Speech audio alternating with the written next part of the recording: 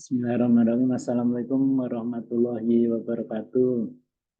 Waalaikumsalam warahmatullahi wabarakatuh. Salam. Terima kasih atas kehadirannya. Kita akan mulai yang teori dulu aja. Mungkin ada beberapa yang baru ikut, jadi biar refreshing.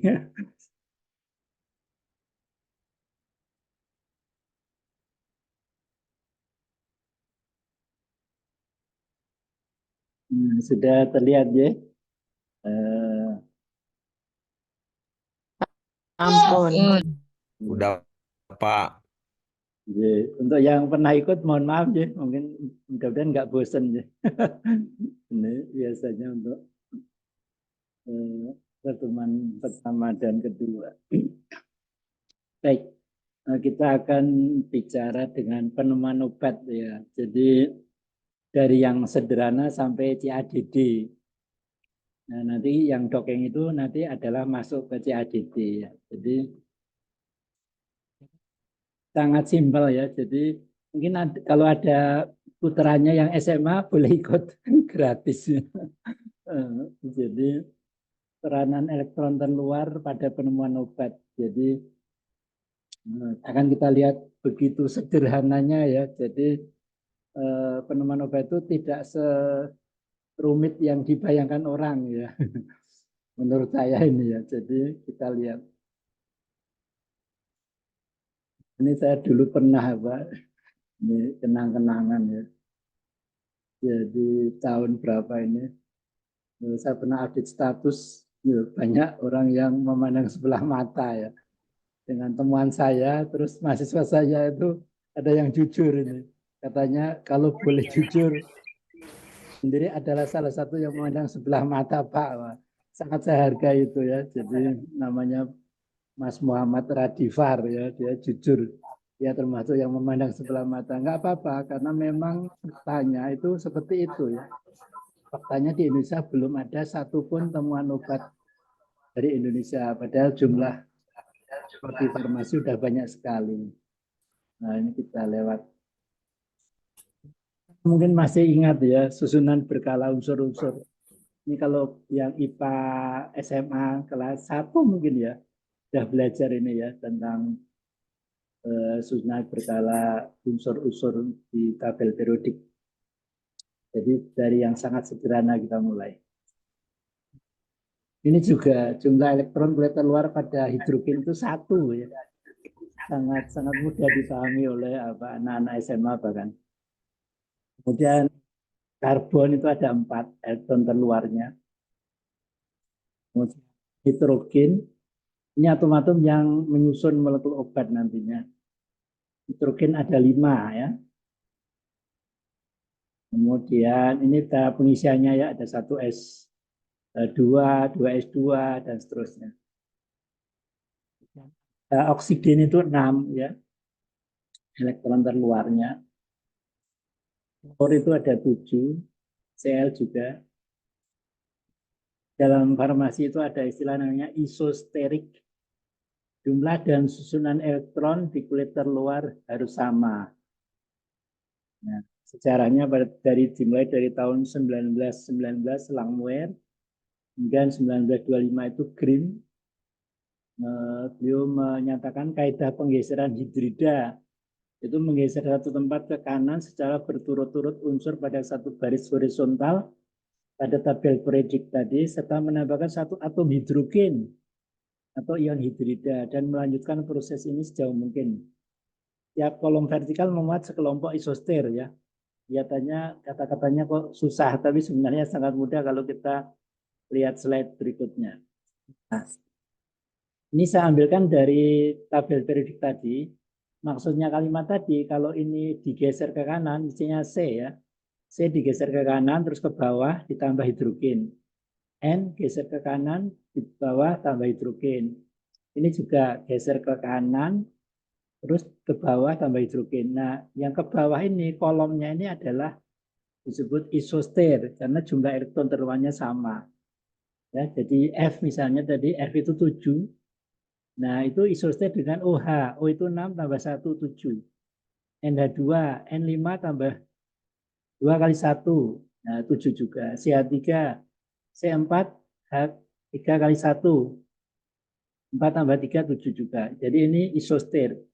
Nah, nanti kita akan lihat begitu besar peranan isoster ini untuk menemukan obat ya. Jadi belum pakai komputer ya, baru pakai tabel periodik. Ini contoh penemuan obat berdasarkan isoster ya. Yang pertama adalah contohnya asetilkolin menjadi karbakol ya. Nah, ini adalah asetilkolin ya, strukturnya ini CH3COO, kemudian ini CH2 ini N, kemudian CH3. Nah, mungkin untuk yang tidak backgroundnya farmasi, akan saya jelaskan sedikit tentang asetilkolin. Jadi asetilkolin ini adalah neurotransmitter di saraf parasimpatis ya. Jadi di saraf itu ada neurotransmitter namanya asetilkolin. Nah, salah satu fungsi dari asetilkolin ini adalah untuk nanti kalau ketemu sama efektor itu untuk gerak ya. Salah satunya itu untuk gerak. Jadi misalnya tangan kita bisa bergerak, ini karena ada asetilkolin ya. Bisa megang gelas, bisa lain-lain itu karena asetilkolin. Nah, asetilkolin ini sama Allah itu diciptakan begitu rapi ya. Dari asetil kemudian bereaksi dengan kolin di tubuh kita. Terus nanti udah bekerja, terus nanti dihancurkan oleh enzim namanya asetilkolin esterase, dipecah lagi. Kenapa kok dipecah? Karena kalau dibiarkan asetilkolin ini numpuk di tubuh kita, itu nanti bisa membuat salah satunya membuat kejang kita ya, kejang kita. Jadi begitu rapinya Allah menciptakan asetilkolin sehingga sehingga kita selama ini nggak pernah sadar bahwa kita itu luar biasa dikasih sama Allah asetilkolin yang normal. Begitu nikmatnya. Karena apa? Karena kalau kelebihan bisa kejang. Ya. Buktinya apa? Ini sering dimanfaatkan untuk membunuh serangga ya. Dan itu kita juga bisa mati kalau meminum obat serangga. Yang namanya misalnya di sini contoh gampangnya misalnya obat-obat nyamuk itu ya. Nah, sehingga ada orang yang bunuh diri minum obat nyamuk. Itu kerjanya gimana? Itu memblok enzim asetilkolin esterase supaya enggak menghidrolisa asetilkolin. Nah, sehingga asetilkolinnya numpuk. Karena numpuk dia membuat kejang otot. Nah, kalau ototnya itu otot pernapasan, kejang berarti nggak bisa bernapas, ya sudah meninggal begitu. Jadi kalau kelebihan berbahaya. Nah, kalau kekurangan ada yang namanya penyakit Alzheimer. Itu karena kadar di dalam tubuh atau di otak itu di bawah normal. Itu kecepatan ya. Kecepatan artinya hidrolisanya terlalu cepat sehingga tidak normal, di bawah normal. Itu bisa menjadi penyakit namanya Alzheimer. Jadi getar-getar itu ya. Nah, seperti itu. Nah, sekarang bagaimana kalau kita mempunyai asetilkolin yang tidak normal ya, yang tidak normal. Misalnya tadi kayak Alzheimer misalnya ya. Jadi itu karena kelebihan sehingga harus diinhibisi, enzimnya itu harus direm, jangan cepat-cepat menghidrolisanya seperti itu. Nah di sini tidak berkaitan, sebenarnya berkaitan juga dengan enzim, tapi berkaitan dengan strukturnya di sini. Kalau kita lihat yang belajar ilmu kimia ya, pasti sudah tahu ya bahwa ini suatu ester ya, RCOOR. Ini suatu ester ini akan terhidrolisa, mudah terhidrolisa kalau di dalam tubuh kita oleh enzim tadi ya. Jadi sebenarnya tubuh kita itu seperti tabung reaksi ya, jadi tapi hidup ya. Jadi kalau ada yang misalnya kita bebas dari bahan kimia itu sebenarnya perlu diluruskan. Karena tubuh kita itu perlu banyak sekali senyawa kimia ya. Kembali ke sini. Nah, kenapa ini mudah terhidrolisa? Itu karena kalau kita lihat di sini kursor saya ini ada C, ini O karbonil. Ini akan jadi delokalisasi elektron. Jadi elektronnya akan ditarik ke O. Nah, nanti di sini terus jadi positif. Karena positif nanti akan menarik elektron dari yang O ini. Nah, sehingga ini putus ya. Nah, putus. Nah, supaya nggak putus, itu atau menarik dari sini, biasanya yang tarik ikatannya dengan ini, dengan CH3 ya. Jadi tarik sehingga nanti putus di sini. Nah, sehingga apa? Sehingga isoster perannya apa? Perannya di sini. Kita membuat suatu molekul ya yang isoster sehingga CH3-nya tadi kan CH3 isoster dengan NH2. Nah, diganti NH2. Akibatnya apa? Akibatnya karena isoster itu nanti reseptornya itu tetap mengenalinya sebagai asetilkolin sehingga apa? Sehingga tetap mempunyai efek tadi ya. Nah, bedanya apa? Bedanya ini karena ada pasangan elektron di sini ya. Jadi kalau yang masih ingat belajar kimia, di sini sebenarnya ada sepasang elektron yang tidak saya gambar di sini. Nah, ini akan nyumbang di sini sehingga daripada mutus dia disumbang. Nah, seperti itu filosofinya. Sehingga apa? Sehingga ini lebih tahan terhadap hidrolisa sehingga ini bisa dibuat bentuk sediaan. Ini suatu obat untuk mengatasi kekurangan asetilkolin atau Alzheimer berdasarkan isoster tadi. Nah, seperti itu. Ini kalau yang tidak jelas bisa didiskusikan ya. Nah, demikian juga yang lain ya, karbutamid misalnya. Ini suatu antidiabetik oral itu ini kalau dirubah jadi CH3 sebaliknya ini juga bisa tetap menjadi antidiabetes juga. Jadi kalau diganti isoster itu efeknya tetap sama. Yang membedakan itu nanti sifat fisika kimianya ya.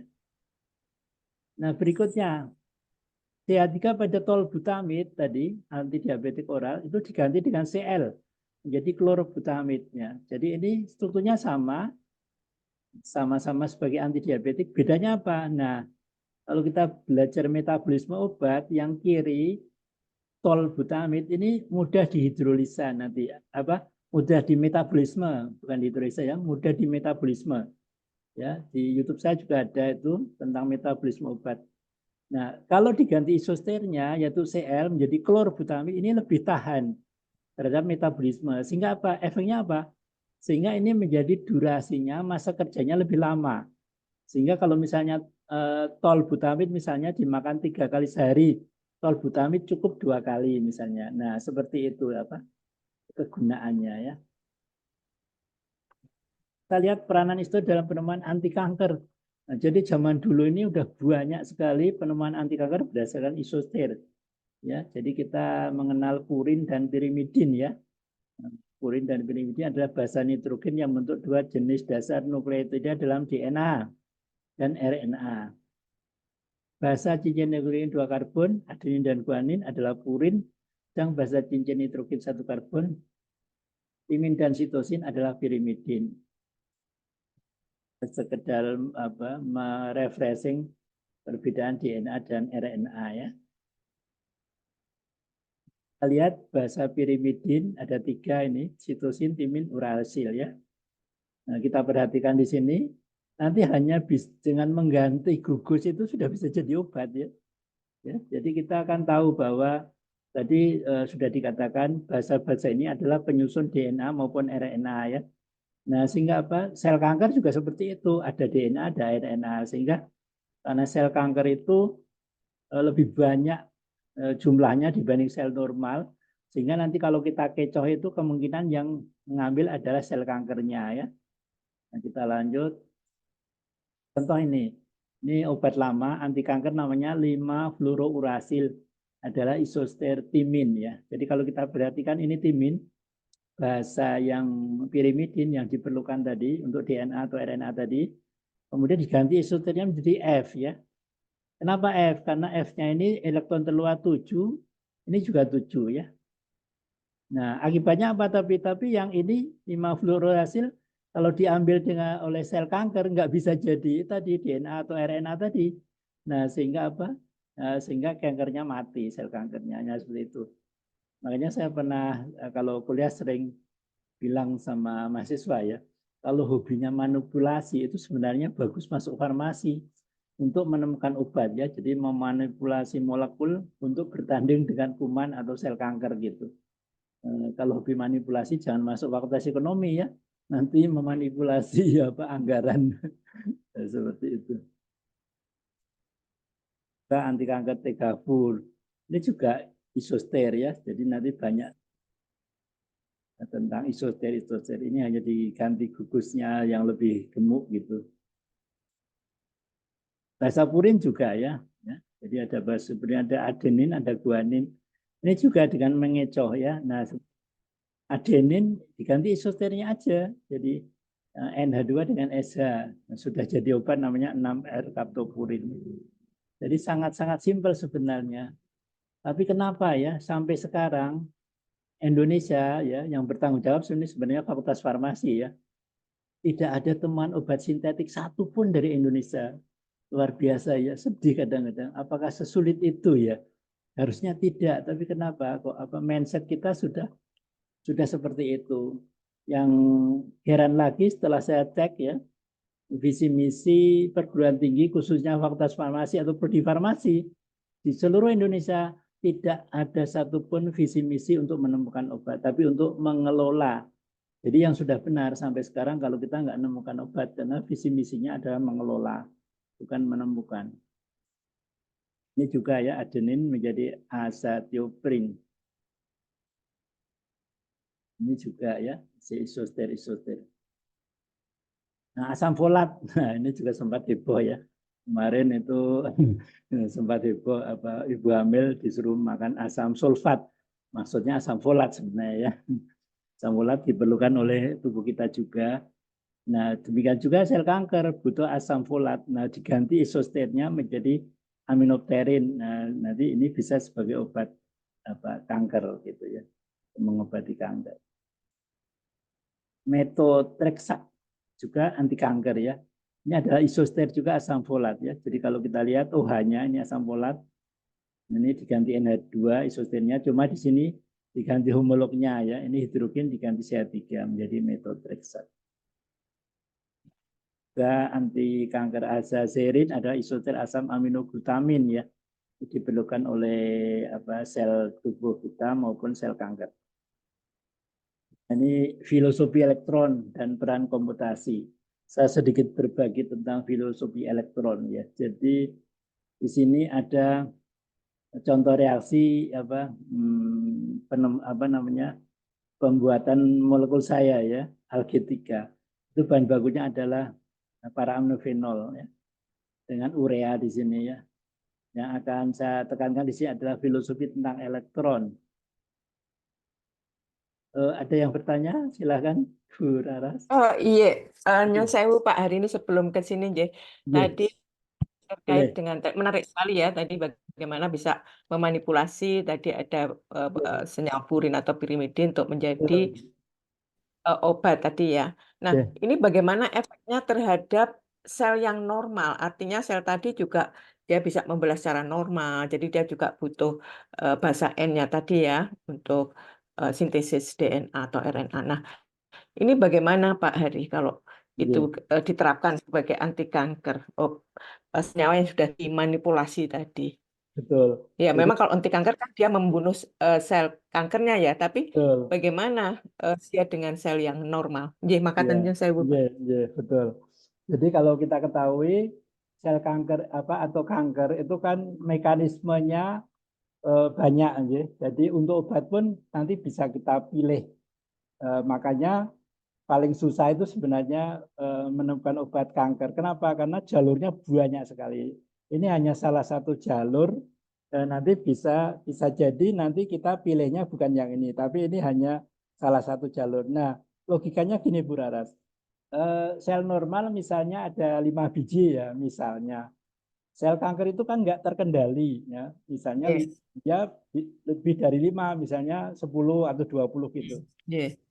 Jadi untuk yang dimanipulasi tadi, maka probabilitas yang akan mengambil itu kan lebih banyak sel kanker. Nah, seperti itu sehingga nanti bisa untuk membunuh. Makanya ini sebenarnya bukan obat terbaik. Makanya ini hanya salah satu contoh penemuan obat Jadi dengan isoster. mungkin efek size itu Pak Hadi. Efek size-nya itu bisa saja ke situ ya, tapi targetnya memang sel yang aktif membelah. Matur. Betul. Makanya nanti kita kalau yang docking nanti beda lagi. Kalau yang docking nanti kita pilih target Gimana untuk kanker misalnya apa yang di DNA tadi atau yang di apa namanya di DNA juga bisa tapi bukan dengan cara isolasi tapi dengan doping bisa juga nanti. Begitu. Di sampun matur nuwun sanget. Baik. Nah, kembali ke sini ya. Jadi kita akan belajar sedikit tentang filosofi elektron. Jadi kalau dalam reaksi kimia itu yang bergerak itu elektron gitu ya, yang bergerak itu elektron. Nah, jadi kita itu bisa belajar dari alam ya, dari reaksi kimia. Nah, ini maknanya apa? Maknanya kalau memberi itu bergerak ya. Jadi ini kan ada yang mendefinisikan apa reaksi kimia itu dengan menyerang ya. Kalau saya lebih senang mendonasi ya. Jadi ini elektron, yang kelebihan elektron itu akan memberi ke yang kekurangan elektron. Jadi filosofinya apa? Kalau memberi itu bergerak ya. Nah, kita misalnya punya kue ya, terus kita mau ngasih tetangga. Kita kan etikanya menurut reaksi kimia itu kita bergerak, datengin lah apa ke tetangga bawa piring bawa kue terus permisi gitu dan seterusnya. Jangan karena ada WA terus kita WA sama tetangga aja. Tetanggaku, saya barusan bikin kue, saya sibuk ke rumah ya, bawa piring, nanti tak kasih kue. Itu kan nggak sopan ya. Nah ini masalah memberi kue. Nah bagaimana dengan kalau yang umat Islam itu dengan zakat, bayangin. Zakat itu kan sebenarnya bukan milik kita. Setiap kita penghasilan ada haknya orang lain. Nah zakat itu memberi aja kita datengin. Nah zakat kok kita nggak mau datengin ya. Mudah-mudahan nggak ada lagi, sebentar lagi kan ada Idul Adha ya. Kalau zakat itu seyogyanya itu kita yang datengin misalnya di RT lewat Pak RT nitip gimana ya. Jangan open house ya. Selama ini kan kalau pejabat kan open house. Bagi-bagi zakat ada yang terinjak-injak sampai meninggal. Nah itu jadi maksud saya jangan sampai seperti itu. Nah sayangnya pejabat nggak ada yang ikut kuliah saya ya, sehingga mudah-mudahan nggak terjadi lagi zakat kok open house itu nggak etis sama sekali ya. Nah kemudian yang berikutnya di sini sebenarnya ada di O di bawah ini sebenarnya ada 2 pasang elektron. Kalau N ini kan sebenarnya cuma sepasang. Ini ada 2 pasang. Tapi kenapa yang nyumbang kok yang N, yang punya yang sepasang, yang ini punya 2 pasang, kenapa nggak nyumbang? Nah, jadi ini juga ada filosofinya ya. Jadi tadi memberi bergerak. Nah, kemudian ini reaksi lanjutannya sampai segitu. Nah, kembali ke yang tadi untuk menjadi apa namanya? Untuk menjadi donasi, ini kan mendonasi ya. Jadi untuk menjadi donasi itu tidak harus apa? Atau istilahnya untuk menjadi dermawan itu kita nggak harus nunggu kaya ya. Ini kan lebih kaya sebenarnya O-nya dibanding N ya. Tapi kenapa kok N yang apa? Yang mendonasi atau apa namanya itu tadi yang memberi ya. Jadi untuk memberi tidak usah nunggu kaya. Filosofinya seperti itu. Nah ini sekedar komputasi tentang para imnofenol. Kalau dulu waktu kita belajar organik, kimia organik itu OH itu pengarah orto para. Di sini ortonya ada 2 ya, kiri dan kanan ya. Kemudian masih ingat ya orto sama para. Jadi ini orto, meta, para. Ini meta juga ini orto. Jadi ortonya ada 2. Nah kalau zaman dulu itu orto manakah yang lebih reaktif ya. Jadi ada kiri, ada kanan. Nah jadi ini bermuatan negatif di sini ya, negatif. Nah, kalau ada gugus yang muatan positif, pertanyaannya masuk di kiri atau kanan? Kalau dulu sebelum ada komutasi, kalau nanya dosen kimia organik pasti jawabnya sama itu kiri kanan sama, enggak sama ternyata ya, enggak sama. Jadi setelah ada komutasi ternyata yang enggak sama kenapa? Setelah dihitung dengan software itu ternyata beda ya, beda. Nah, jadi di sini muatannya beda ya. Minus 0,104 dan minus 0,1559 ya. 19. Nah, di sini juga sebenarnya berlaku hukum sunatullah ya. Karena di sini OH hanya ini enggak lurus ya, tapi tetrahedral ya. 3 dimensi ini tetrahedral. Sehingga apa? Berlaku hukum aksi reaksi ya. Jadi aksi reaksi itu apa? Di sini karena hanya berada di sini, maka C di sini lebih negatif ya. Jadi ada positif, maka ini ada lawannya lebih negatif. Kalau ini kita geser, nanti kita geser ke sini, nanti ikut elektronnya ikut ke sini ya. Jadi berlaku sunatullah, hukum alam, ada aksi reaksi itu ya. Jadi makanya ini filosofinya kalau nggak mau diganggu ya jangan ganggu karena akan ada aksi reaksi begitu. Nah, jadi tadi untuk menjadi dermawan tidak perlu nunggu kaya, N lebih dermawan dibanding O. Orto yang berdekatan H lebih nukleofil ya. Jadi fil itu suka, nukleo itu positif, suka positif ya. Hukum aksi reaksi ya, lebih suka O yang berdekatan H. Jadi ini lebih nukleofil, lebih suka muatan positif karena ini lebih negatif ya. Ini juga sunatullah ya. Kalau lebih negatif tentu dia lebih suka yang positif ya. Beda dengan LGBT itu anti sunatullah itu ya, seperti itu. Nah, ini tadi sudah ya, tadi ini ini tentang 3 dimensinya ya. Jadi kalau tidak ada hidrogennya, kerangkanya itu sama persis ya.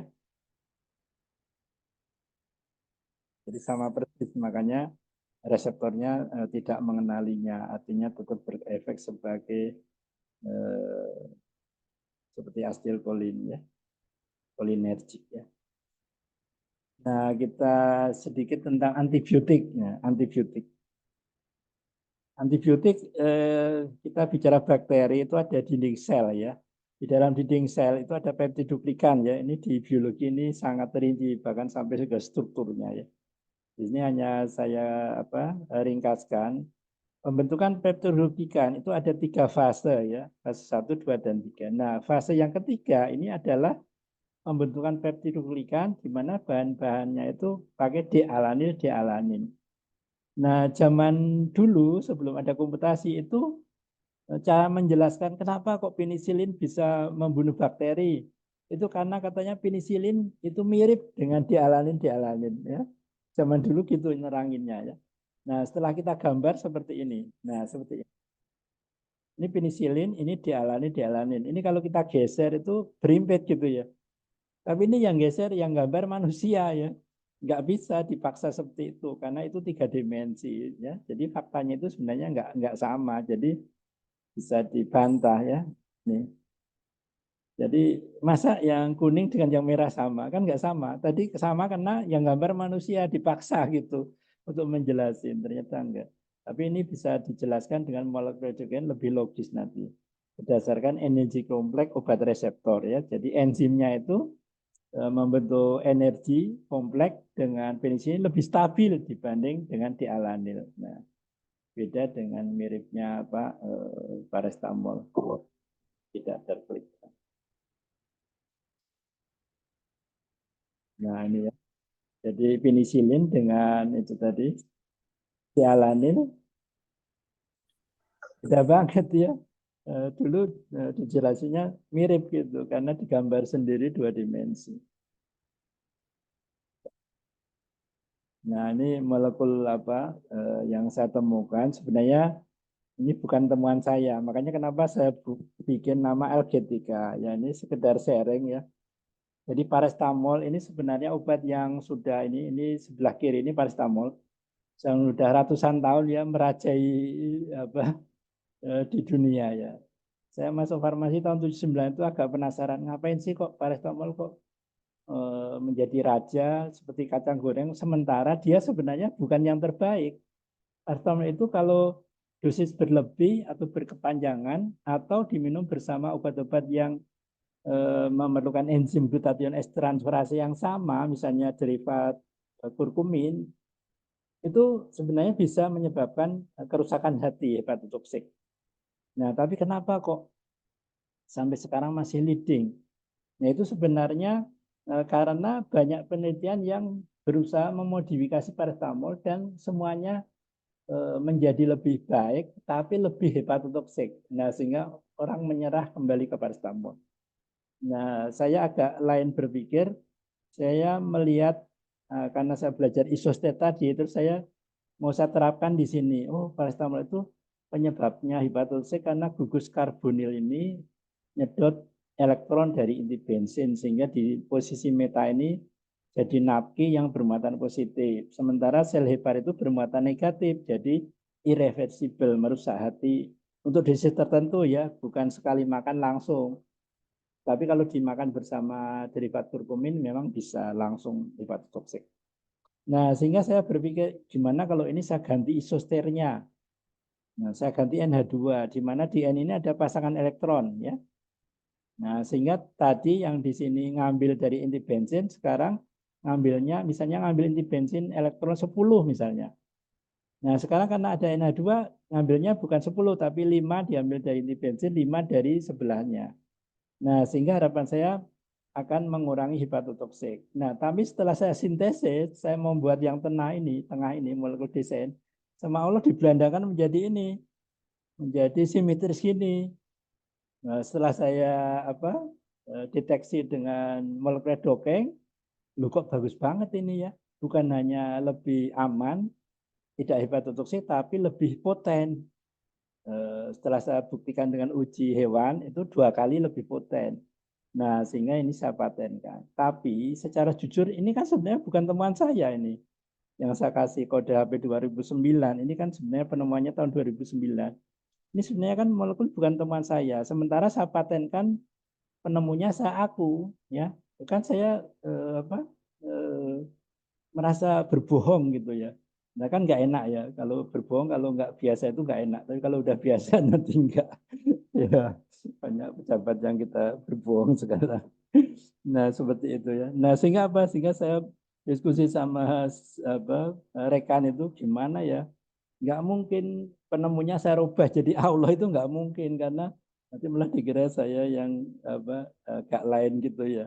Nah sehingga apa? Sehingga terus saya diskusi sama teman, terus eh, beliau ini mengusulkan gimana Pak pakai bahasa Ibrani. Apa itu al? Al itu bahasa Ibrani artinya Tuhan Allah, begitu. Kalau gitu kita namakan algetika. Al itu bahasa Ibrani Tuhan, getika itu analgetik antipiretik. Jadi analgetik antipiretik kiriman Tuhan. Nah, setelah saya ganti ini ternyata alhamdulillah terus ada yang tertarik ya, dan mohon doa restu, saat ini sedang ada di tangan investor ya algetika ini. Eh, gitu ya. Nah, ini udah saya patenkan, tapi penemunya masih saya aku ya. Waktu saya belum S3 ya, saya udah patenkan. Sehingga S3-nya saya pakai S3, saya tambahin molekul baru lagi. Masuk 107 inovasi Indonesia ini ya. Nah, ini judulnya dulu urea sebagai bahan baku analgetik unggulan. Ya. Linknya ya. Cuma sama panitia itu dirubah judulnya jadi turunan pupuk pencegah ambruk. Kok jadi lucu banget ya. Masa turunan pupuk pencegah ambruk antara antara geli dan protes, tapi ya gimana, sudah terlanjur ya. Jadi turunan pupuk pencegah ambruk.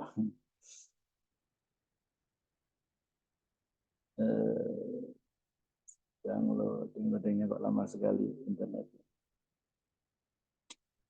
Sambil nunggu mungkin ada yang ini ditanyakan, ada gangguan sinyal.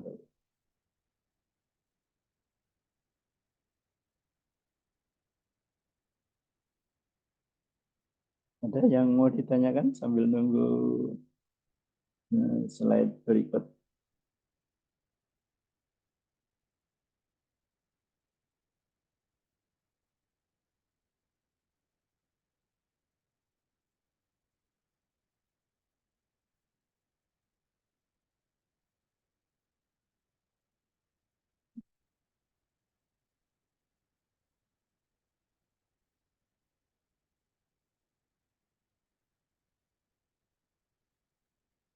Ya, kita lanjut sampai mana tadi? Kita sampai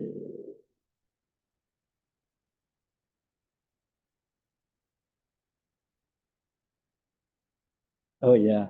Nah, jadi tadi adalah apa penemuan obat yang belum pakai komputer ya. Jadi masih eh, masih sederhana sekali ya, masih sederhana sekali.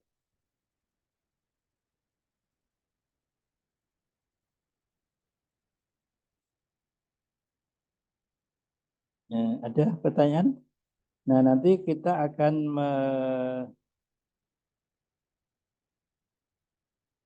menginjak nanti ke CADD ya, jadi Computer Aided Drug Design and Discovery. Ya,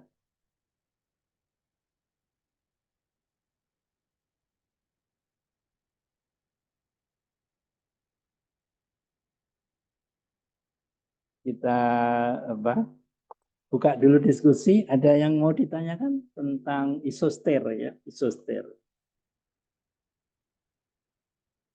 Zaman dulu modifikasi mesokluk itu butuh beberapa tahun ya, bahkan ada yang puluhan tahun ya. Merubah satu molekul jadi molekul lain itu butuh puluhan tahun. Kalau sekarang sangat cepat ya, khususnya kalau di luar negeri. Kalau di Indonesia itu lama antrinya elusidasi ya. Jadi saya menemukan alketika ini reaksinya mungkin bisa sehari 2 hari di lab, tapi untuk menemukan molekulnya itu kita kirim ke LIPI biasanya itu butuh beberapa bulan gitu ya, sehingga yang lama itu. Kalau di luar negeri mungkin hanya nggak sampai harian ya, jam-jaman. Kita modifikasi sekarang langsung taruh di alat udah jadi gitu ya. Ada pertanyaan, pernyataan boleh kita sharing ya, jadi belajar bareng ya. Mungkin ibu bapak nggak percaya ya kalau saya cerita jujur ya. Saya tahun 2005 itu saya mutasi ke UGM. Setelah 20 tahun saya di Fakultas Kedokteran Universitas Andalas Padang. Nah, saya itu nggak pernah pakai komputer karena apa? Karena di sana ngajarnya juga jarang, jadi komputer itu nggak begitu penting bagi saya ya. Bahkan saya itu merasa 20 tahun terkubur hidup. Kenapa? Karena Mondro itu juga nggak apa? Kan bidang saya sebenarnya kimia medisinal. Saya ikatan dinas ditempatkan di kedokteran Universitas Andalas. Padahal saya nggak pernah milih ke kedokteran. Nah, di sana saya dibagiin mata kuliah farmasi kedokteran. Nah, nulis resep bayangin. Jadi ilmu saya yang pengen menemukan obat itu kandas di sana ya. Sehingga saya itu tadi pada saat mutasi saya nggak bisa komputer karena apa? Waktu S2 aja megang komputer itu sudah di kampus ya. Jadi komputer udah hidup, ada mata kuliah statistik, terus saya menjalankan program statistik. Tapi di rumah saya nggak punya komputer jujur ya. Nah jadi pas pindah ke UGM tahun 2005 itu saya nggak bisa ngidupin komputer. Saya beli komputer, saya suruh anak saya yang 5 SD. Tolong Bapak beli komputer baru nggak bisa ngidupin Bapak. Akhirnya dihidupin sama anak saya yang SD sudah diajari komputer. Nah, jadi saya dari yang tidak bisa ngidupin komputer tahun 2005 sampai menemukan obat dengan komputer ya. Jadi modal saya itu tekad ya. Jadi kalau modal ilmu komputer itu saya yakin para peserta ini lebih jago dari saya ya. Oh, saya awalnya nggak bisa ngidupin komputer kok ya. Jadi saya yakin ibu bapak bisa lebih hebat dari saya gitu ya. Silakan kalau ada yang mau diskusi.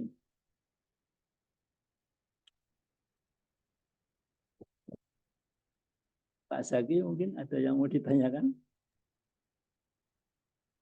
Eh, eh, ini Pak, untuk isoster ini kelihatannya kalau tadi yang saya tangkap ya Pak, Ya, itu kita untuk pengembangan produk itu perlu kayak prototype gitu kan.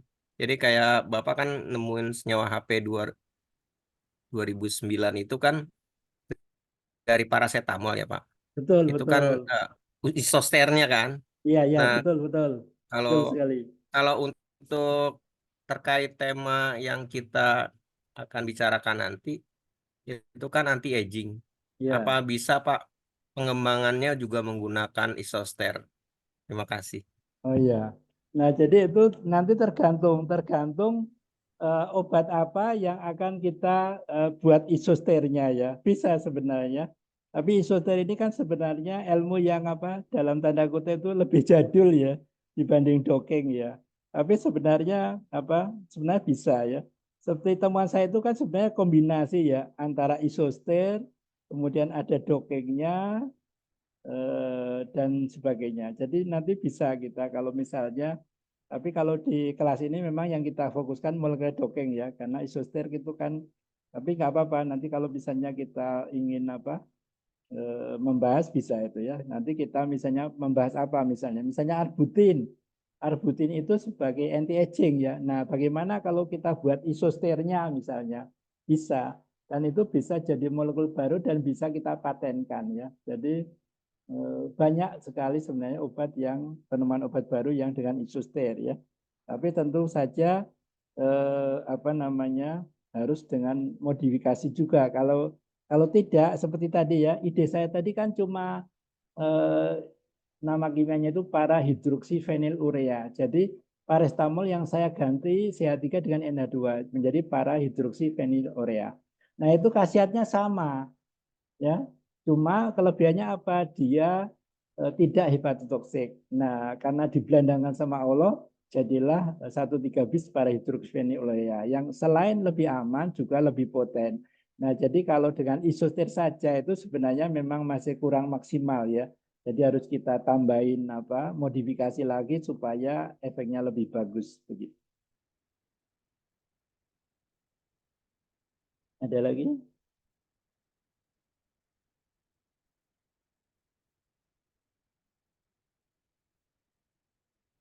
Kalau tidak ada kita akan lanjut ya. Nanti karena banyak ada 3 nih. Insya Allah nanti masih bisa diskusi lagi ya. Baik, kalau kita akan saya lanjut dengan CADD tadi ya. Kita akan lanjut dengan CADD.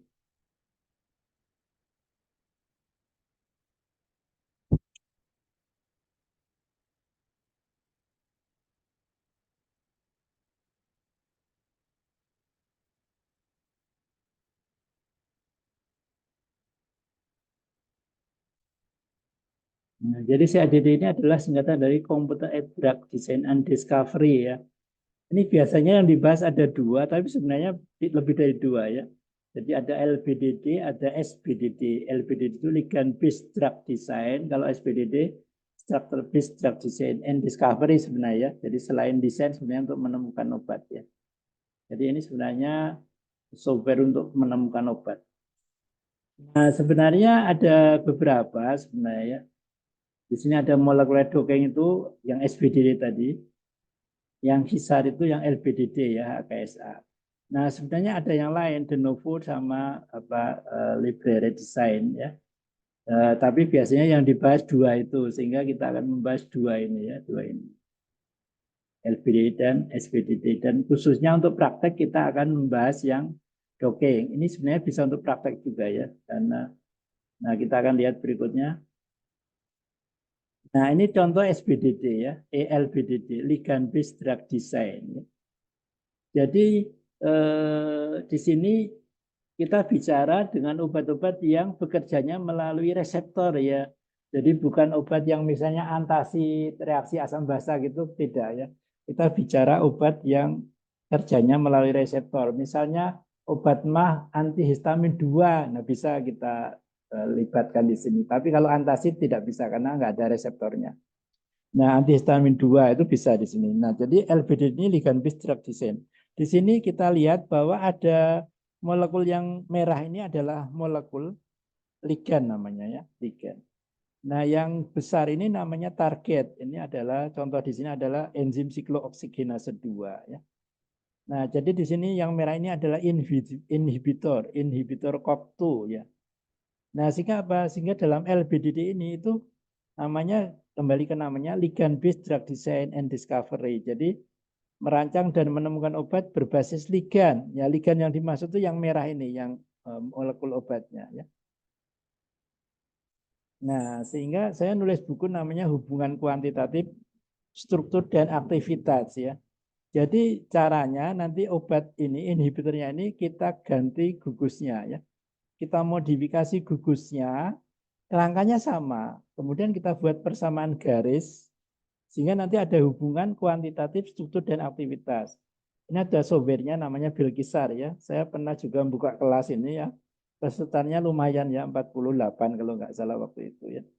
Nah, jadi ini di buku saya ini juga Ada softwarenya ya, ada softwarenya Bilkisar sama menggunakan Hypercam ya, Hypercam. Kalau yang tertarik nanti bisa hubungin saya. Hypercam ini sebenarnya softwarenya berbayar karena saya pernah ikut kuliah komputasi di MIPA Kimia, sehingga saya anggap saya juga dapat menggunakan gitu ya. Jadi saya punya Hypercam, lisensinya sampai 1 Januari tahun 2050 ya. Nah, jadi untuk menghitung ini. Nah, ini sudah saya terapkan pada saat saya mengajar kimia komputasi di S2 UAD ya, farmasi bahan alam. Jadi kebetulan waktu itu ada 12 pesertanya. Kemudian saya punya soal, kemudian dari 7 data yang dikirim sama, sekarang udah jadi profesor ya, Pak Mardi Santoso dari ITS. Itu 7 molekul tadi itu ada efeknya, sudah diuji secara in vitro sebagai anti kanker kolon. Kemudian mahasiswa saya tugaskan untuk mendesain molekul baru yang lebih bagus dari yang 7 tadi. Dan di buku saya ini saya abadikan karya-karya mahasiswa S2 tadi menjadi 12 molekul yang lebih bagus. Nanti akan kita bahas berikut ini. Nah, sementara SBDD, Structure Based Drug Design and Discovery, itu berbasis struktur. Struktur yang dimaksud ini adalah yang enzimnya ya. Jadi tidak memerlukan yang merah, tapi sebenarnya diperlukan untuk pembanding ya, untuk referen ya. Referen. Nah, saya nulis buku namanya Molekul Dokeng Paracetamol dan analognya menggunakan plan. Nah, jadi di sini saya jelaskan tentang algi 3 juga ya. Nah, seperti itu. Nah, sampai sini dulu. Mungkin ada yang mau ditanyakan? Ada yang mau ditanyakan? Halo Pak, Ya, izin silakan. berarti Pak mungkin izin konfirmasi karena saya agak kurang paham.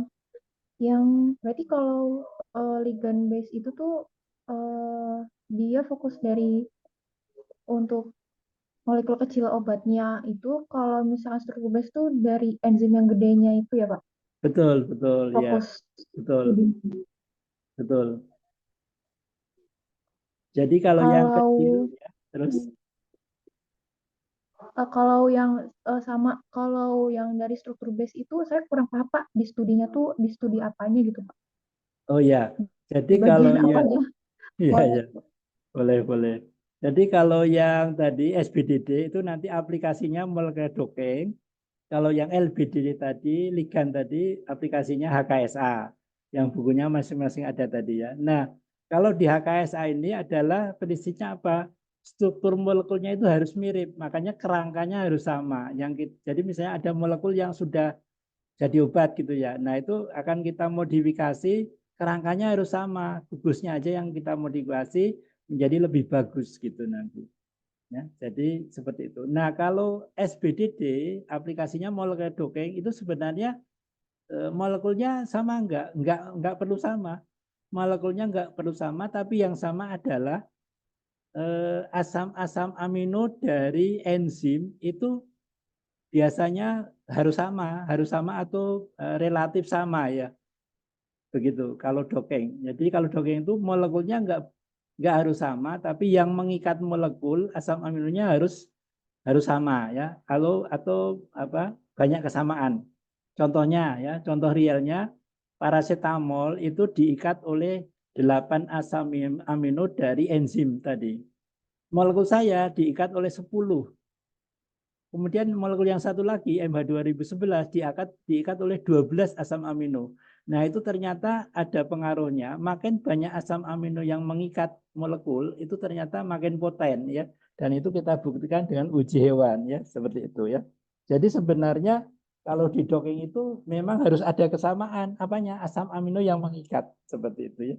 Nanti kita akan sampai ke sana. Ada visualisasinya dengan link plot. Asam-asam amino apa saja yang akan bisa kita detek mengikat molekul tersebut begitu. Gimana? Sudah mulai jelas? Sudah Pak, terima kasih banyak. Ya, ada lagi?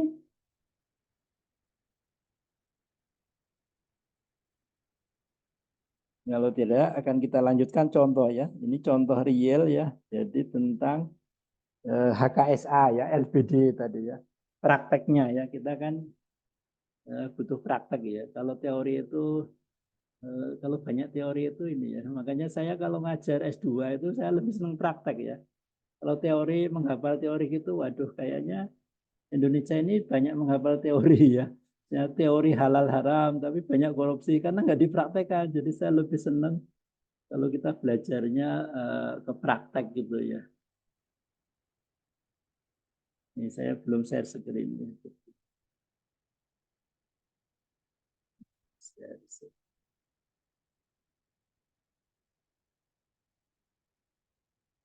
Nah ini ya.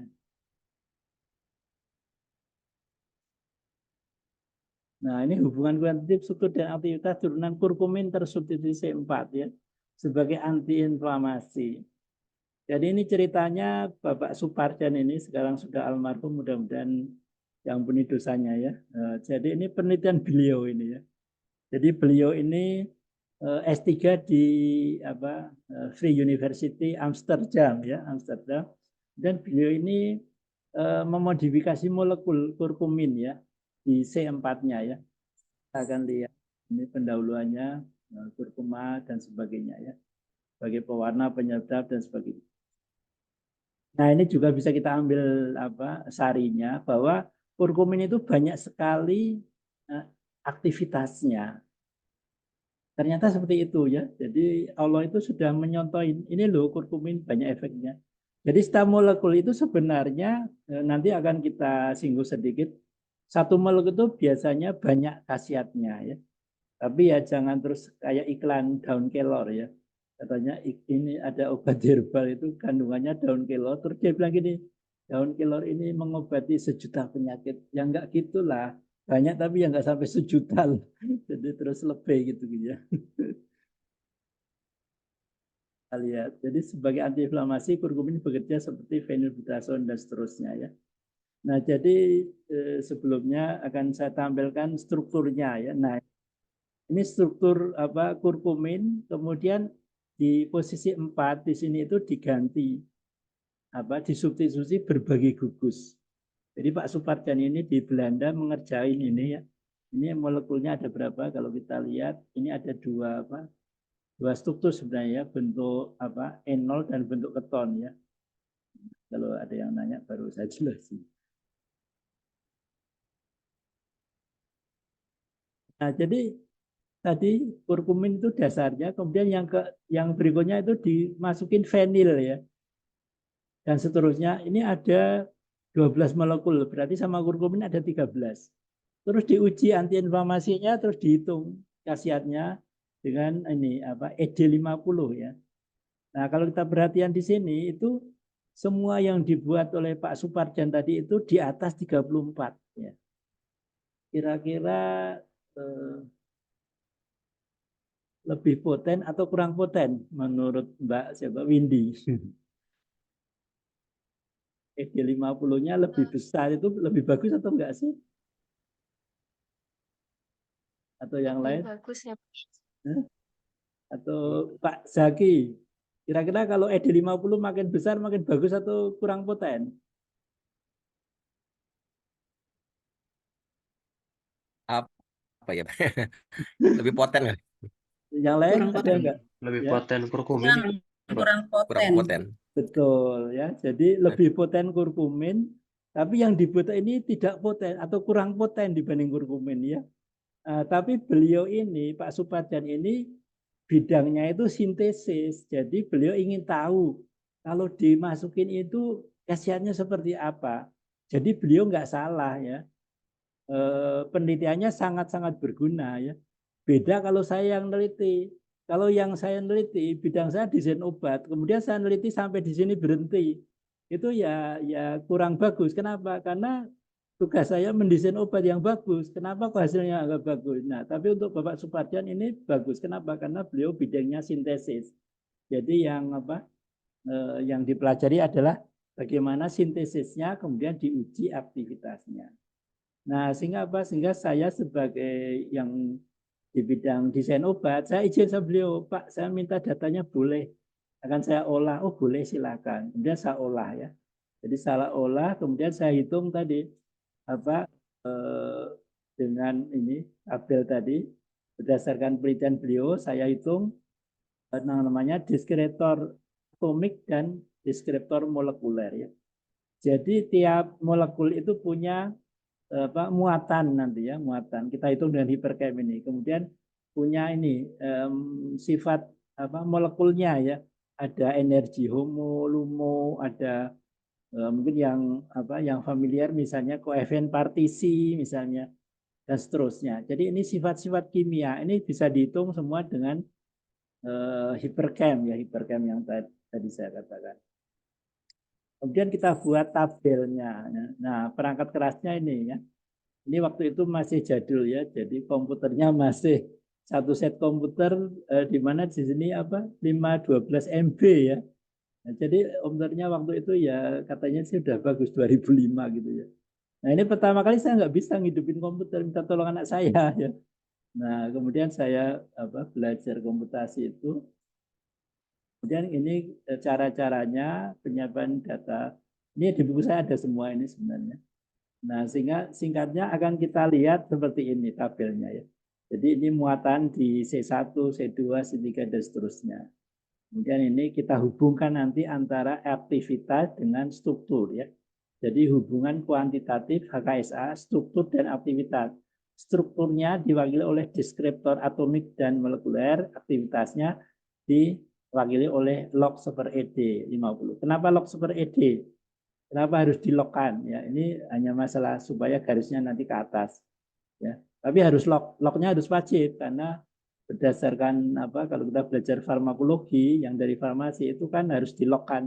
Kalau tidak dilogkan itu jelas salah. Nah, ada beberapa jurnal yang salah juga sebenarnya ya. Kalau kita lihat, jadi tidak semua jurnal itu mesti benar. Dan karena saya sudah mengalami sendiri ya. Ya, jadi jangan menganggap jurnal itu mesti benar. Jangan. Karena saya menjumpai beberapa jurnal yang menyesatkan, termasuk di sana ada nama saya. Nah ceritanya, jadi saya mendesainkan molekul mahasiswa, belum saya validasi, sudah didaftarkan ke seminar di Jepang.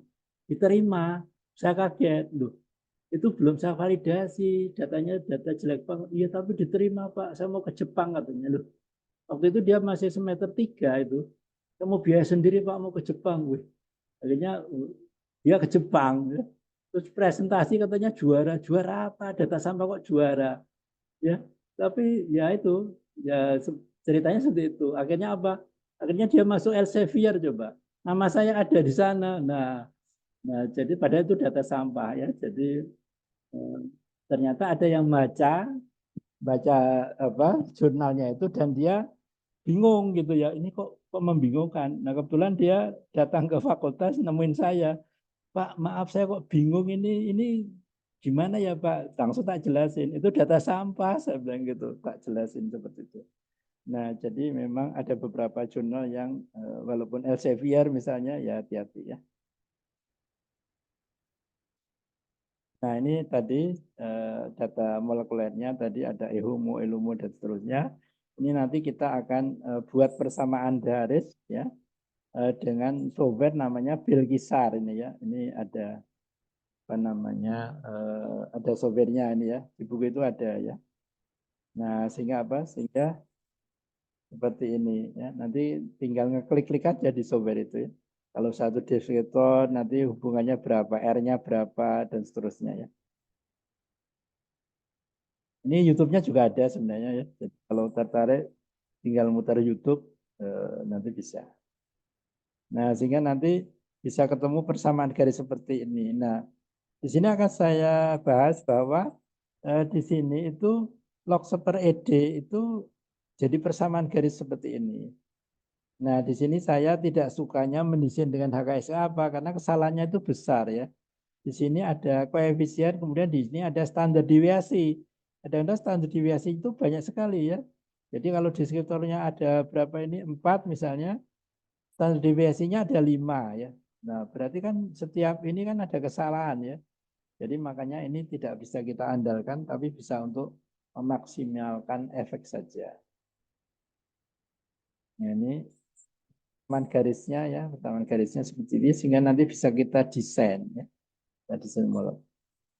Nah, yang perlu diketahui di sini dari persamaan garis terbaik dapat diketahui bahwa makin positif muatan C3, maka senyawa akan semakin besar log seper ya. Log seper makin besar berarti makin kecil ED50 ya. Atau senyawa semakin aktif ya. Jadi kalau positif muatan di C3 itu yang bagus. Dengan demikian senyawa baru yang diusulkan agar lebih aktif harus mempunyai gugus penarik elektron pada C4 karena C4 dekat dengan C3 ya. Jadi kalau di C4 ditarik tadi elektronnya, jadi muatan positif nanti bagus. Nah, ternyata ke-12 molekul baru yang disintesis sama Pak Suparjan almarhum ini ternyata yang dimasukin itu kebalik ya.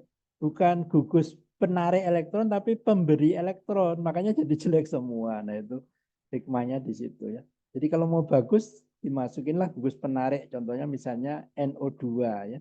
Sehingga kalau kita masukin NO2, kita hitung nanti maka ED50 menjadi 1,07 ya. Nah, dibandingkan 34 tadi ya. Jadi lebih bagus lagi. Nah ini seperti itu contohnya tentang. Jadi kesimpulannya adalah salah satu model persamaannya ini. Kemudian senyawa yang diprediksi itu harusnya dimasukin nitro ya, bukan pemberi elektron tapi penarik elektron. Nah, itu dulu. Jadi ini harusnya di sini itu nitro ya. Kalau tadi ini gugus di sini dimasukin pemberi elektron semua ya. Jadi saya pernah ngajar di kedokteran itu saya kasih nasihat sama dokter gini. Dokter itu kalau menghadapi pasien harus tahu pasiennya itu siapa ya. Jadi jangan disamaratakan. Ini pasien orang kaya atau orang biasa. Kalau orang kaya, dokternya ngasih obat generik, ya salah. Orang kaya itu butuhnya ngeluarin uang, kasihlah obat paten yang mahal. Jangan sebaliknya, orangnya sederhana misalnya terus dikasih obat paten yang mahal. Jadi padahal khasiatnya sama ya. Nah itu banyak dokter juga yang tidak yakin bahwa generik dengan obat paten itu beda. Enggak, itu datanya dari kedokteran UGM itu ya. Saya punya datanya, jadi beberapa obat generik itu dibandingkan secara statistik itu sebenarnya sama ya. Jadi kalau ada yang berbeda lebih poten itu hanya sugesti sebenarnya. Nah, jadi seperti itu ya. Jadi itu dulu tentang apa HKSA. Saya buka lagi diskusi. Ada pertanyaan?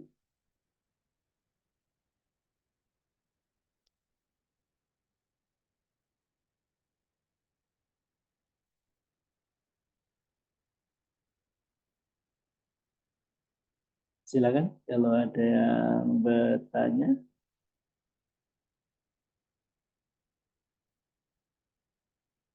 Mas Diki, ada yang mau ditanyakan? Belum ada Pak, masih Pak belajar-belajar. Iya, Terima kasih banyak Pak. iya, iya. Nah, tadi kan HKSA tadi sebenarnya modalnya banyak tadi ya. Artinya apa? Harus mensintesis 12 senyawa misalnya kayak tadi ya. 12 senyawa itu harus dielusidasi struktur. Harus diuji aktivitasnya. Coba, biayanya berapa itu? Banyak ya. Nah, oleh karena itu saya mengakalinya.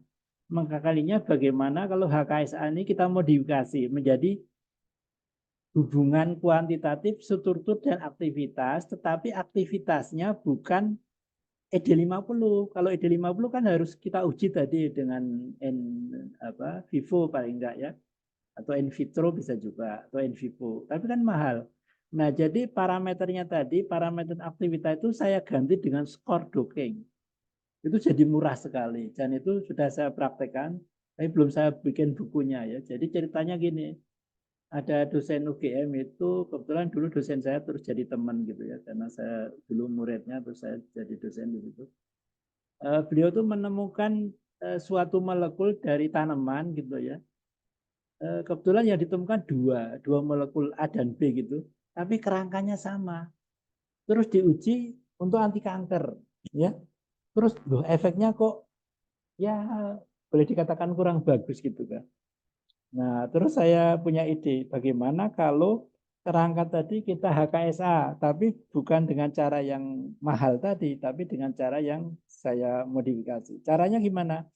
Caranya 2 molekul tadi yang sudah dielusidasi dan sudah diuji anti kanker secara in vitro, itu saya buat database ya. Jadi saya buat beberapa molekul yang kerangkanya sama tapi gugusnya berbeda. Terus saya dokengkan ke target anti kanker, termasuk yang 2 tadi. Nah, kemudian dari situ saya buat tadi persamaan garis HKSA, tapi hubungan kuantitatif, struktur, dan aktivitas. Aktivitasnya itu bukan ED50, tapi skor dokeng. Nah, dari situ saya desain molekul yang skor dokengnya lebih stabil, kemudian disintesis. Kemudian dibuktikan setelah kita sintesis, kita elusidasi struktur, kemudian diuji in vitro anti kankernya. Oh, ternyata benar meningkat gitu ya. Jadi itu yang belum saya bukukan ya, tapi udah masuk jurnal sebenarnya yang punya dosen saya itu ya. Nah, jadi seperti itu. Jadi HKSA ini bisa juga kita manfaatkan untuk memaksimalkan kalau kita punya molekul ya. Terus kita kok molekul saya kok ini kok kurang bagus yo. Nah, akan kita buat yang paling bagus dengan memodifikasi gugus-gugusnya R-nya itu ya. Nah, itu bisa gitu. Nah, itu dulu. Ada pertanyaan? Pak, izin bertanya, Ya, silakan. Bapak tadi mungkin terkait modifikasi suatu usaha, saya juga membaca penelitian tadi kan indolina dengan tambahan berbagai gugus begitu nih Bapak. Ada Ya, misalnya betul. nitro, kemudian BR, Betul. kemudian C. Baik. Kalau menurut Bapak, apakah ada gugus tertentu atau penambahan atom nyawa lebih poten seperti itu? Apakah ada ciri tertentu, misalnya kalau ditambah gugus ini, itu biasanya ED-nya itu lebih kecil atau dia lebih poten begitu, Bapak? Terima kasih. Baik, ya, pertanyaan yang bagus ya. Jadi nanti itu R-nya akan kita, jadi misalnya gini, misalnya kita punya molekul, terus gugusnya R-nya itu misalnya ada 4 ya, misalnya ada 4. Nah, R1, R2, R3, R4 misalnya. Nah, R1 ini akan kita isi dengan gugus penarik dan pemberi elektron. R2 kita isi dengan penarik dan pemberi elektron. R3, R4 juga bisa demikian. Sehingga apa? Sehingga kita akan punya data berapa? 2 kali 2 kali 2 kali 2. Berarti kita punya 16 molekul database. Nah, 6 molekul database itu akan kita dokengkan. Nanti ketemu skor dokeng. Sehingga kita punya tabel 16 senyawa, kerangkanya sama itu. Kemudian skor dokengnya kita punya juga 16. Nah, itu akan kita olah dengan Belkisar namanya. Terus nanti akan ketemu persamaan garis. Nah, dari persamaan garis itu nanti akan ketahuan, oh R1 itu bagusnya penarik elektron misalnya, R2 bagusnya pemberi misalnya, itu berdasar persamaan garis tadi. Dan itu apa? Saya ada bahannya itu ya. Jadi kalau perlu misalnya kalau mau apa? Kalau bisa misalnya saya mau dijadikan pembimbing 2 ya, boleh. Ya, jadi itu ada ya. Itu ada slide saya namanya, tapi nggak ada di sini ya. Modifikasi molekul. Itu isinya gugus apa, pemberi elektron apa, penarik elektron apa, dan itu sangat murah ya karena tidak perlu kita sintesis, hanya di atas kertas ya. Nah, nanti kita bisa menemukan molekul yang paling bagus kalau kita memang masih mempertahankan kerangka molekulnya. Tapi kalau kita sudah tidak mempertahankan kerangka molekul, berarti kita akan membuat molekul lain yang lebih mudah disintesis misalnya. Seperti itu ya. Jadi bisa itu. Ada lagi?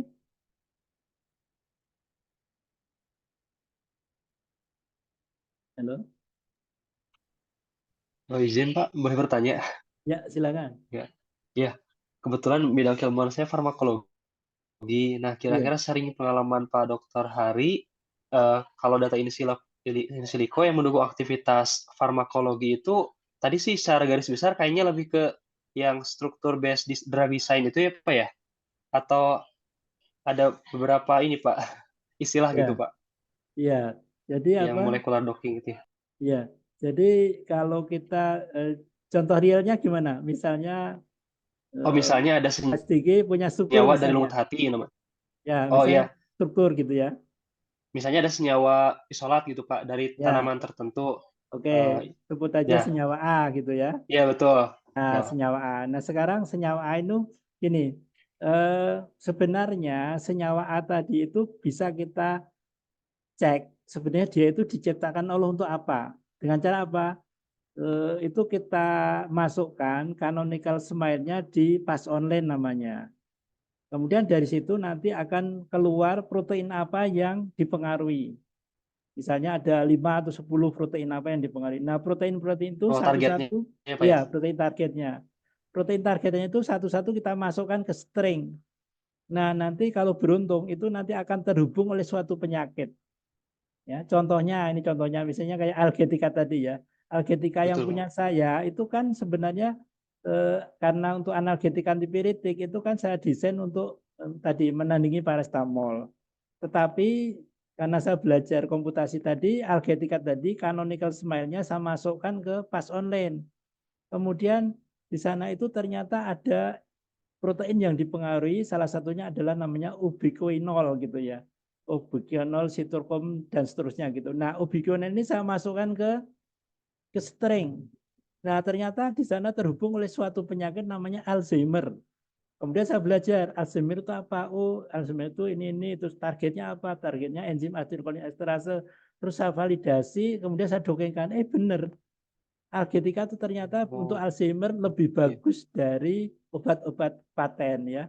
Nah, seperti itu. Jadi kalau Oh jadi Algetika selain yang analgesik antipiretik juga bisa sebagai anti Alzheimer ya Pak? betul dan masih banyak lagi Yang oh ternyata. oke oke. Ya. Jadi Oh oke. kalau Banyak. molekul apa Mas Diki nanti kalau punya molekul kalau nggak jelas bisa konsultasi dengan saya. Jadi nanti dimasukkan ke pas online terus ke string nanti ke string itu nanti ada kalau beruntung langsung terhubung dengan apa namanya penyakit. Kalau enggak yang terkait dengan penyakit. Misalnya nanti ada yang terhubung dengan apa metabolisme asam arakidonat. Oh ternyata asam arakidonat itu juga untuk antiinflamasi. Nah ternyata nanti Betul kita Pak. buktikan cocok begitu. Oh iya, ada berapa tahap ya Pak? Kayaknya harus praktek. Betul. Karena Dan saya itu baru di, belajar banget sih Pak yang silikon. di YouTube saya ada semua itu di YouTube Oh saya. siap Nah Pak.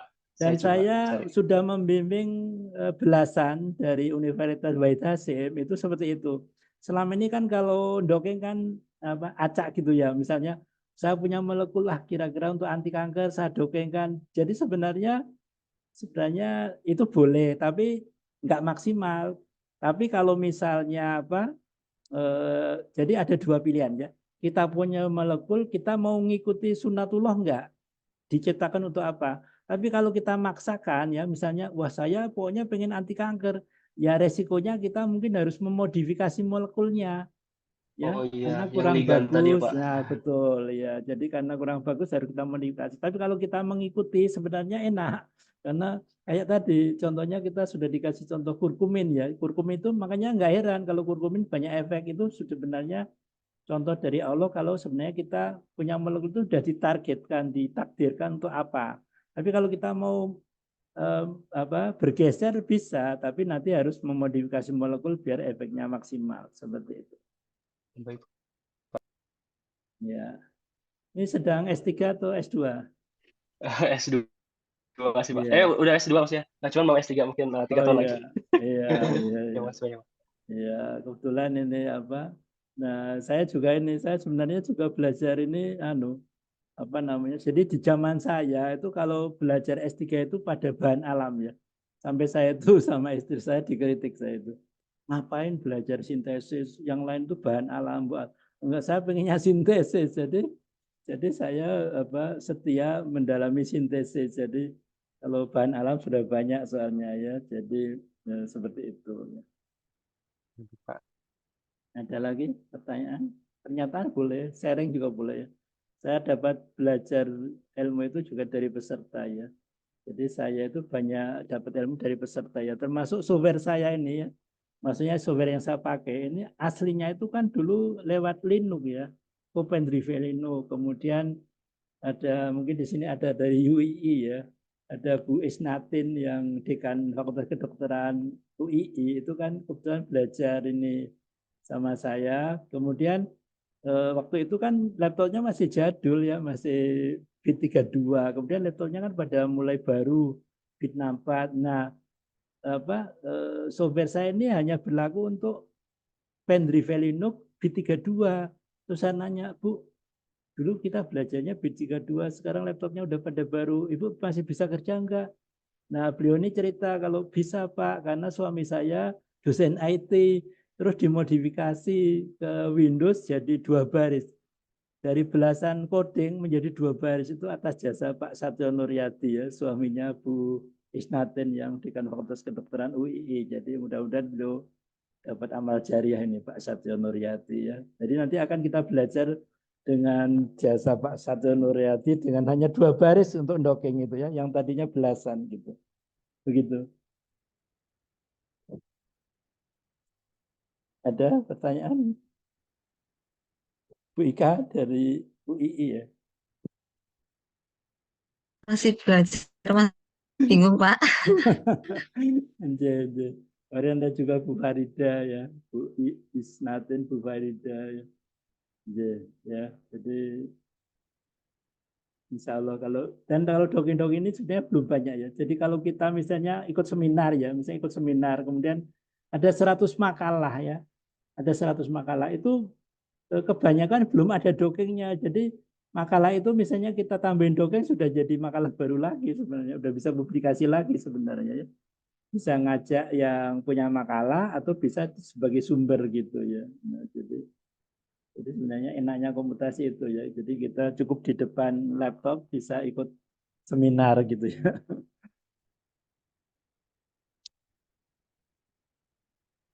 Baik, kalau tidak ada kita lanjut satu lagi slide ya tentang HKSA yang dari Pak Marti Santoso ya. Jadi ITS ya. Ini bagus sekali ini Pak Marti Santoso ini kerjaannya bagus sekali. Jadi judulnya adalah, saya udah share screen belum? Share screen. Belum.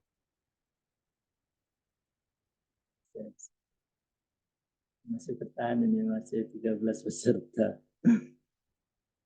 Nah, udah ya. Jadi kita akan mendesain obat anti kanker yang lebih poten dari seri senyawa yang sudah disintesis ya.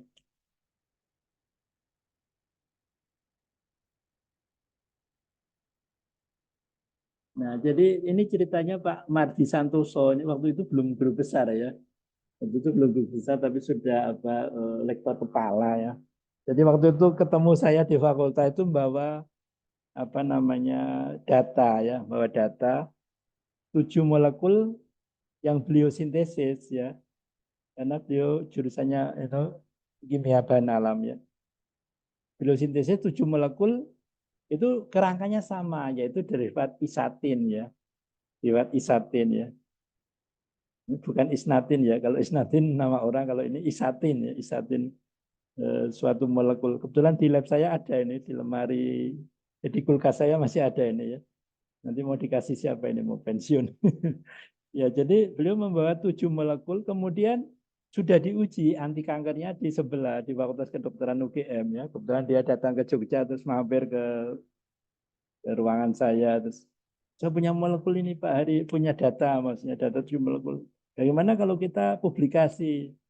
Karena saya nggak sempat publikasi, saya buat buku aja ya, sehingga jadilah buku tadi, di dalamnya ada data beliau. Nah ini molekulnya ya, turunan isatin ya. Jadi ini 1, 2, 3, 4, 5, 6, 7-nya. Jadi X ini adalah R tadi ya, R tapi bentuknya halogen ya. Jadi F, Cl, Bl, float dan seterusnya. R-nya ini yang lain. Jadi ada 2 R di sini sebenarnya. Ini sebenarnya R1, ini R2. R1-nya itu X, yaitu halogen ya. R2-nya itu ini ya. Nah, kemudian diuji AC50-nya terhadap sel kanker kolon WIDR ya, in vitro ini ya. Nah, ketemunya ini kemudian saya lockkan ini ya. Jadi beliau membawa data ini ya. XR AC50 mikromolar. Nah, ini. Nah, kemudian tugas saya apa? Tugas saya adalah membuat molekul baru yang lebih bagus dari yang ada. Jadi harus lebih kecil IC50-nya dari 37 ya. Harus lebih kecil dari 37. Nah, sehingga apa? Sehingga ini saya olah. Saya lockkan. Nah, ini strukturnya ya. Jadi kerangkanya sama ya. Jadi tadi Mas Diki tadi ya. Mas Diki kalau punya molekul misalnya nanti R-nya tinggal dirubah-rubah. Ini R-nya cuma 2, R1, R2. R1-nya ada yang BR. Terus ini R2-nya ada yang nggak dikasih apa-apa, maksudnya cuma hidrogen, ada yang metil. Digabung-gabung itu akhirnya nanti jadi 7 ya, jadi 7 mol. Nah, jadi ini kita akan menggunakan hypercam dibuat kerangkanya dulu supaya nanti sama. Jadi kalau di sini misalnya C1 di tempat lain di MH1 juga C1 ya. Jangan sampai di sini C1 misalnya di sini C1 kok di molekul yang lain ini C3, kacau nanti udah salah semua. Makanya dibuat kerangka dulu, kerangkanya seperti ini lewat hypercam. Kemudian kita hitung seperti tadi deskriptor atomik sama molekulernya. Nah, ini pakai hypercam 80. Nah, ini ada di YouTube saya ada semua ya.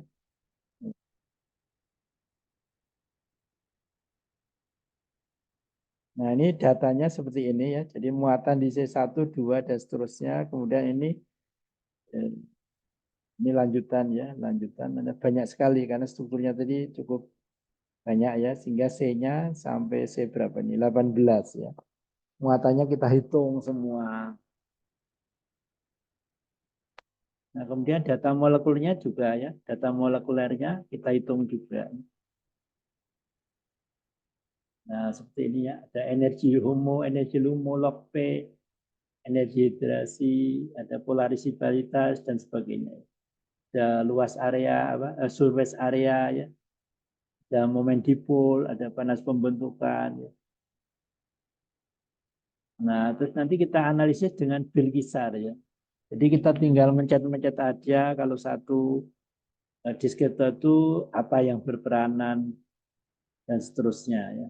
Nah, sehingga nanti ujung-ujungnya akan kita buat persamaan garis yang R-nya itu, ini hanya contoh ya, R-nya di sini berapa ini? Ini kalau variabel 1 itu R-nya cuma 0,7 dan yang berpengaruh cuma muatan di C4 ya. Ya, jadi ibaratnya orang kalau diwakili hanya hidungnya gitu kan hubungannya cuma 0,7 1,2. Tapi kalau dua variabel misalnya hidung sama telinga gitu ya. Nah, itu naik lagi ya. Nah, sehingga kita akan pilih yang R-nya itu mendekati 1 ya. Nah, ini variabel 3, variabel 4 dan seterusnya ya. Nah, kemudian kita pilih ternyata yang kalau ada 4 variabel itu R-nya sudah 0,999. Sebenarnya kita bisa milih yang 1,0000 gitu ya. Bisa ya. Ini hanya satu contoh aja sehingga yang pengaruh ini adanya ini ya. Nah, seperti. Nah, ini lebih bagus dari yang tadi data kurkumin. Kenapa? Karena ini plus minusnya standar deviasinya lebih kecil dari koefisien. Ya. Nah, jadi ini kan plus minus 213 lebih kecil dari 976 ya. Yang ini juga ya, yang C11 juga. 45 plus minusnya 8 ya. Jadi ini relatif lebih bagus dibanding yang data kurkumin tadi. Di sini R-nya 0,999, N-nya 7. Padahal tadi N-nya 13 ya. Tapi R-nya lebih bagus ini ya. Dan sebaran datanya juga bagus. Nah, dari sini akan kita desain suatu molekul ya. Nah, ini yang saya jadikan ujian untuk anak S2 farmasi bahan alam UAD bahwa orang peserta 12 tadi harus mendesain molekul yang tidak boleh sama ya. Tidak boleh sama, makanya harus bekerja sama. Jadi soalnya saya kasih 1 minggu sebelum ujian, saya suruh ngerjakan di rumah, ya, ngerjakan bareng gitu, supaya nanti pas ujian tinggal nyerahin aja. Tapi datanya harus desainnya harus beda. Nah, sehingga dari sini nanti bisa kita lihat misalnya, oh C1 itu positif, ya. Oh, berarti kalau positif, kalau makin positif di sini berarti log harga di kiri sama dengan juga besar ya. Di sini besar. Nah, berarti IC50-nya kecil karena log seper ya. Nah, seperti itu. Nah, sehingga bagaimana membuat supaya IC50-nya kecil berarti ininya harus besar ya. Nah, sehingga dari situ ini bersama yang dipakai untuk mendesain molekul baru. Sehingga persamaan garisnya seperti ini. Nah, ini bagus sekali ya. Jadi ini makanya saya luar biasa Pak Marti ini. Sekarang udah guru besar sekarang di ITS. Jadi datanya itu 7 molekul ada di satu garis semua, luar biasa ya. Nah, sehingga kita bisa mendesain. Ini yang paling poten tadi di sini 37 tadi. Kita harus mendesain yang lebih kecil lagi, ya, yang di sini, misalnya. Nah, sehingga apa? Sehingga mahasiswa saya kasih ketentuan bahwa desain molekulnya itu harus pakai asas kepatutan, ya. Artinya apa? Seperti kita modifikasi motor misalnya. Kita beli motor kecepatannya 100 kilo per jam. Layaknya berapa kalau kita modifikasi? Apakah layak kalau jadi 1 juta kilo per jam? Kan nggak layak, nanti skrupnya brodolin ya. Nah, sehingga saya membuat patokan, mahasiswa harus mendesain molekul 2 digit di belakang koma aja ya. Jadi jangan sampai terus 0,00000 gitu. Nanti aktif banget malah susah nimbangnya. Nah, seperti itu. Sehingga hasilnya apa? Hasilnya ke-12 mahasiswa itu mendesain seperti ini. Nah, jadi ini kerangkanya tadi ya. Kerangka isatin. Jadi isatin itu ini ya. Jadi ada independence, kemudian ini N, dan di sini ada double carbonyl ini sebenarnya. Jadi aslinya itu ini NH, terus ini double carbonyl. Nah, ini ada 12 molekul yang dibuat oleh mahasiswa seperti ini. Molekul pertama didesain dengan IC50 mikromolar 0,04 ya. Nah, ini juga salah satu contoh kenapa. Jadi IC50 di sini bagusnya satuannya mikromolar. Kalau tadi kan miligram per kilogram berat badan. Jadi lebih bagus kalau satuannya itu menjadi molar gitu. Kemudian molekul kedua 9,58 dan seterusnya. Jadi ini semua lebih poten dibanding 37 yang punya Pak Marti Santoso tadi ya. Ya, jadi ini seperti itu. Jadi tinggal kita milih mau yang desain mana, kita kehendaki SFT yang mana begitu. Ini ada 12 ya. Nah, nanti tindak lanjutnya itu bisa kita buktikan ya. Jadi desain tadi kita sintesis, kemudian kita buktikan, kita uji in vitro. Seperti itu. Nah, itu ada yang mau didiskusikan, silahkan.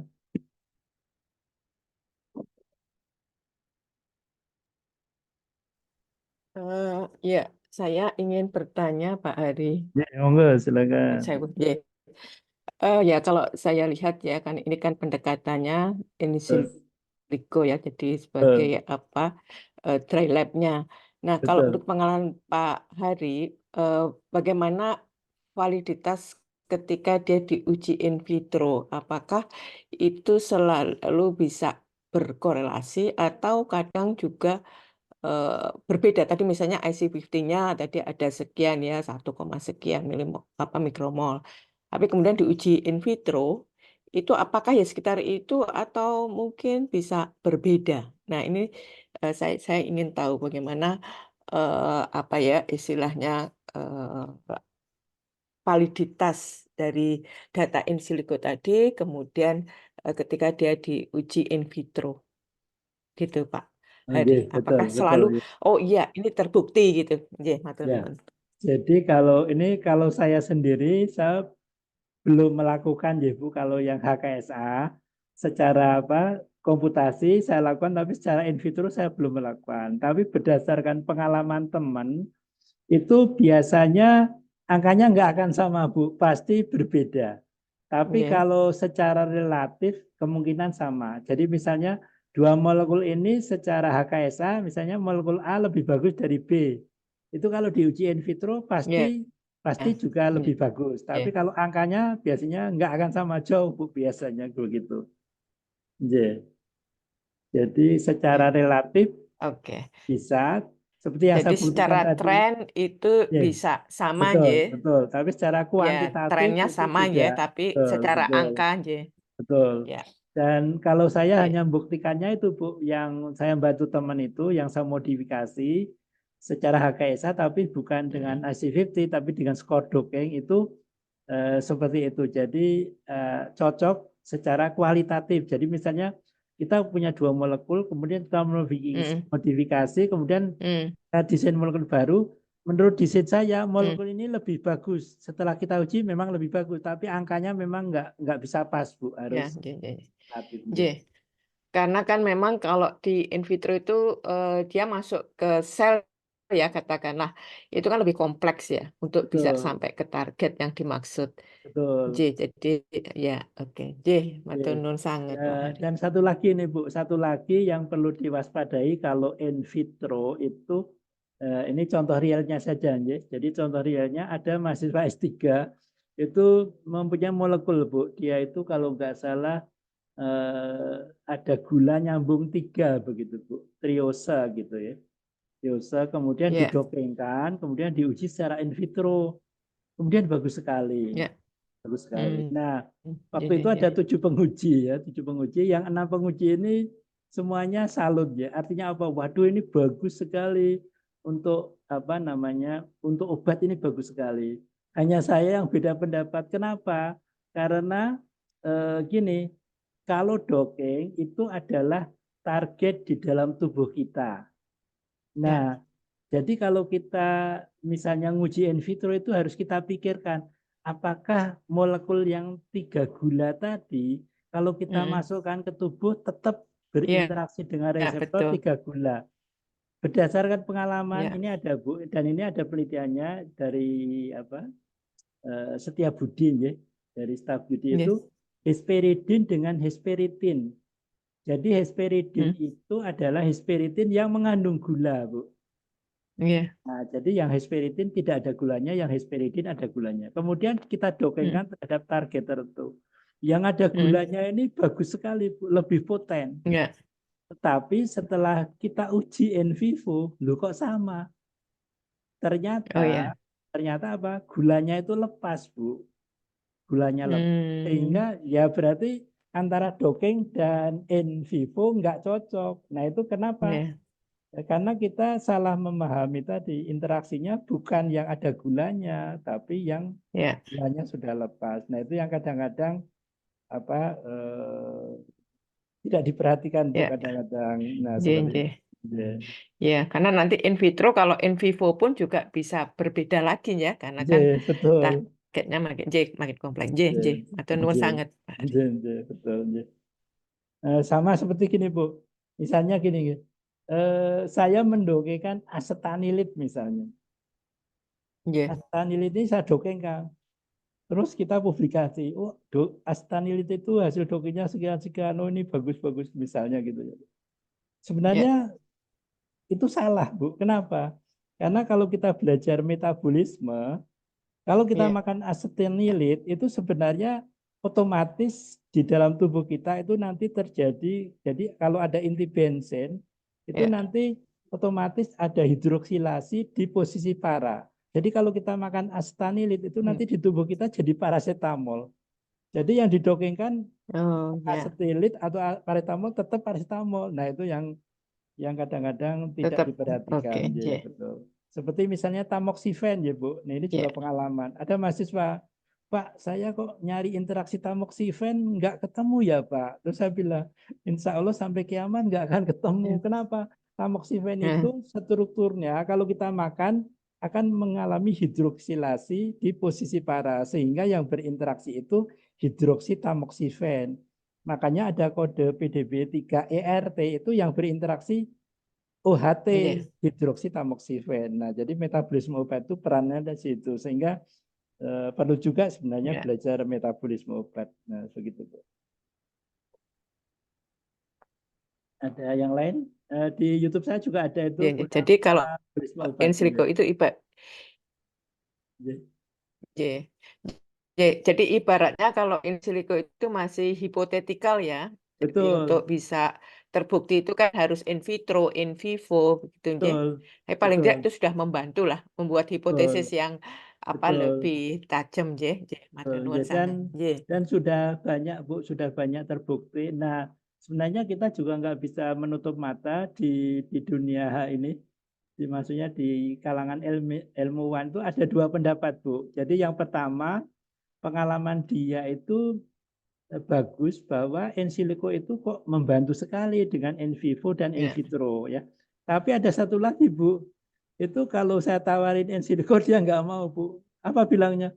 Enggak, Pak Ari, pengalaman saya in siliconya A, in vitronya B, in vivonya C. Ya itu kemungkinan bisa jadi dia salah ini Bisa. Bu, salah target misalnya, atau Ya, betul. tidak tervalidasi, ya. Yang Ya, jadi jelas, harus ya. ya betul. Nah, yang jelas dokeng ini sudah dibuktikan dengan penemuan anti kanker yang namanya lapatinib, ya. Jadi lapatinib Ya. ini ditemukan dengan dokeng ini sekitar butuh waktu 5 sampai 10 tahun. Sementara taksol itu butuh waktu 40 sampai 50 tahun untuk menemukan obat. Ya. Jadi sudah ada buktinya. Mempersingkat J. Betul, J. betul sekali. Ya. Matur nuwun J. Ya. Ada yang lain lagi? Apa izin bertanya? Ya, silakan. Saya pernah mendengar tentang istilah molekular dinamik.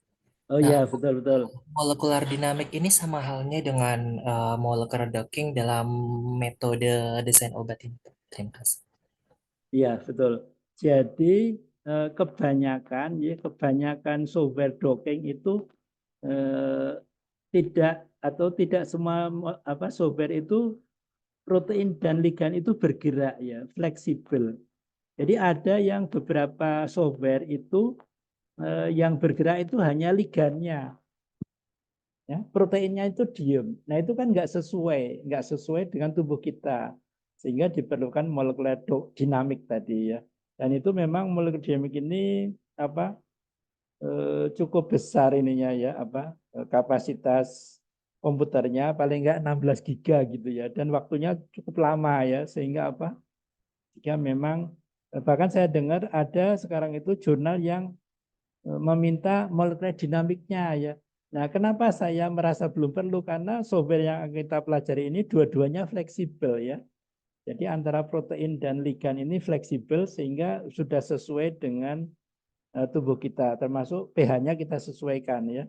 Nah, sementara software lain itu kadang-kadang pH-nya tidak disesuaikan atau tidak bisa disesuaikan, terus proteinnya rigid. Nah, itu kan nggak sesuai.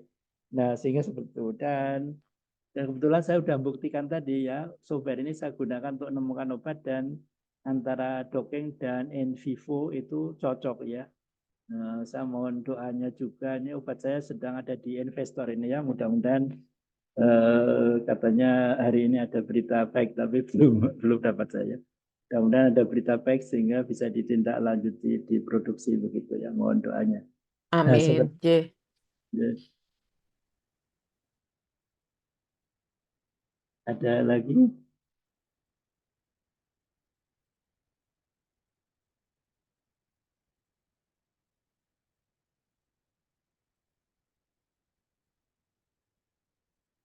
Juga untuk para peserta yang meneliti bahan alam, itu jangan lupa berkunjung ke PubChem, ya.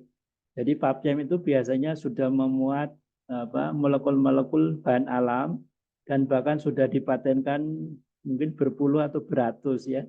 Jadi jangan sampai kita meneliti yang sia-sia gitu, ya. Kita meneliti suatu molekul yang sudah sudah dipatenkan misalnya begitu aja. Nah, seperti itu.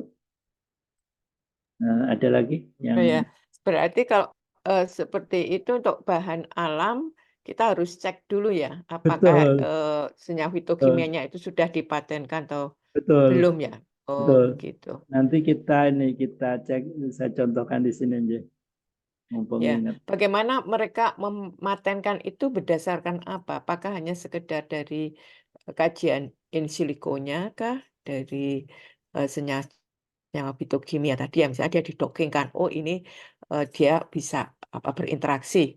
Kemudian itu bisa dipatenkan ya, Pak Hari ya? Oke, jadi di sini sudah di sini saya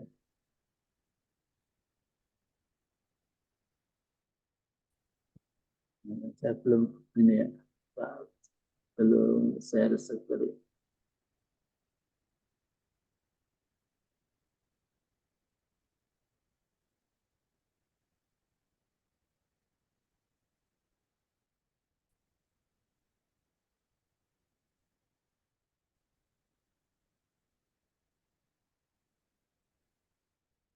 Nah, di sini contohnya ya. Jadi ini PubChem.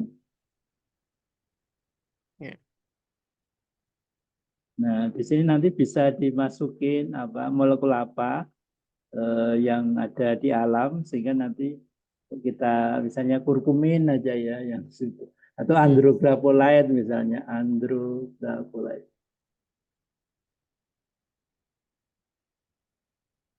Andrographolaide PubChem. Nah, jadi kita kelihatan ya ini saya buka Ya. andrographolaide.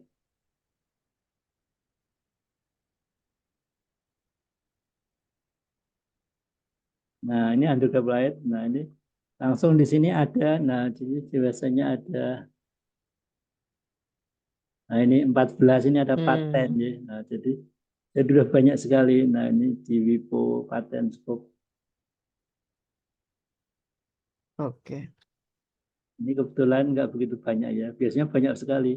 Oh, ini juga apa ini? Dari berapa ini?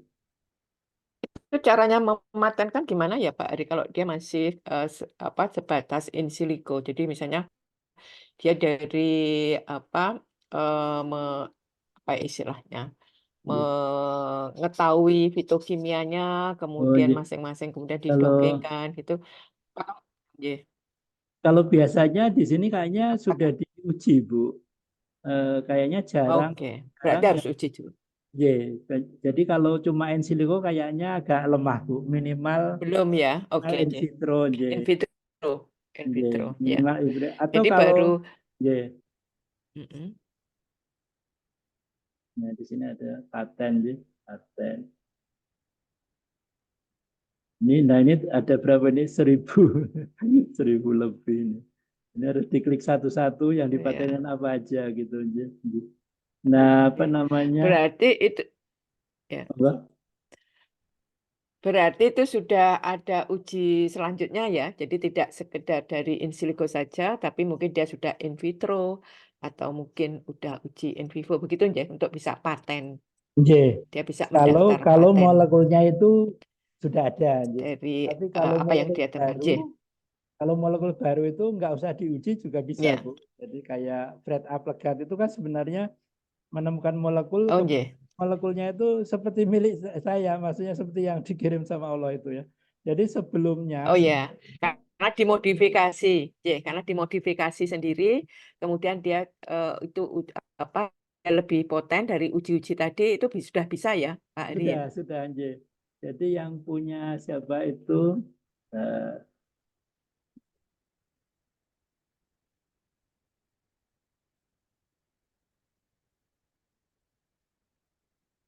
Jadi saya juga waktu menemukan belum tahu, Bu. Ternyata molekul saya itu udah dipatenkan sama Fred Applegate ya, 13 bis.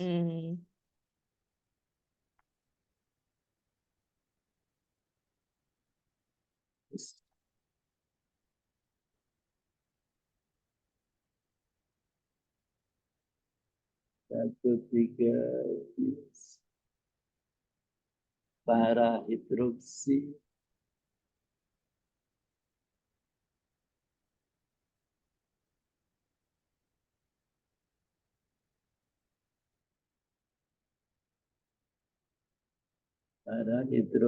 fenil.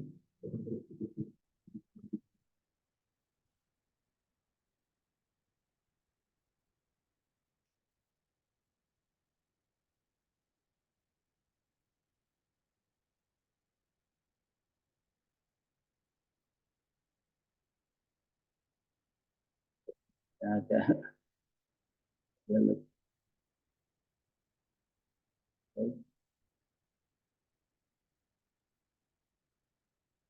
Jadi ceritanya 1-3 bis parahidrohidrogenolea ini sebenarnya udah pernah dipatenkan Fred A. Plegat tahun 1959, Bu.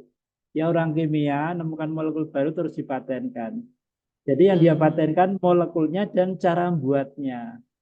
Nah, saya mendesain obat parahidroksifenilolea sama Allah dibelandakan jadi 1-3 bis parahidroksifenilolea. Jadi yang saya patenkan itu cara membuat saya berbeda, Bu, dengan Fred A. Plegat juga aktivitasnya. Jadi yang saya patenkan bukan molekulnya, karena molekulnya sudah ditemukan orang bisa dipatenkan. Ya, begitu.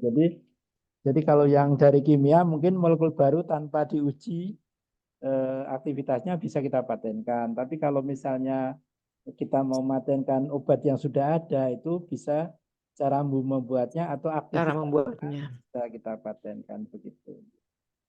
Ini internetnya agak. Ada nuan. Ada lagi yang mau ditanyakan? Masih 8 menit. Kebetulan materinya malam ini pas. Monggo kalau ada yang mau ditanyakan, sharing-sharing juga boleh, berbagi pengalaman boleh.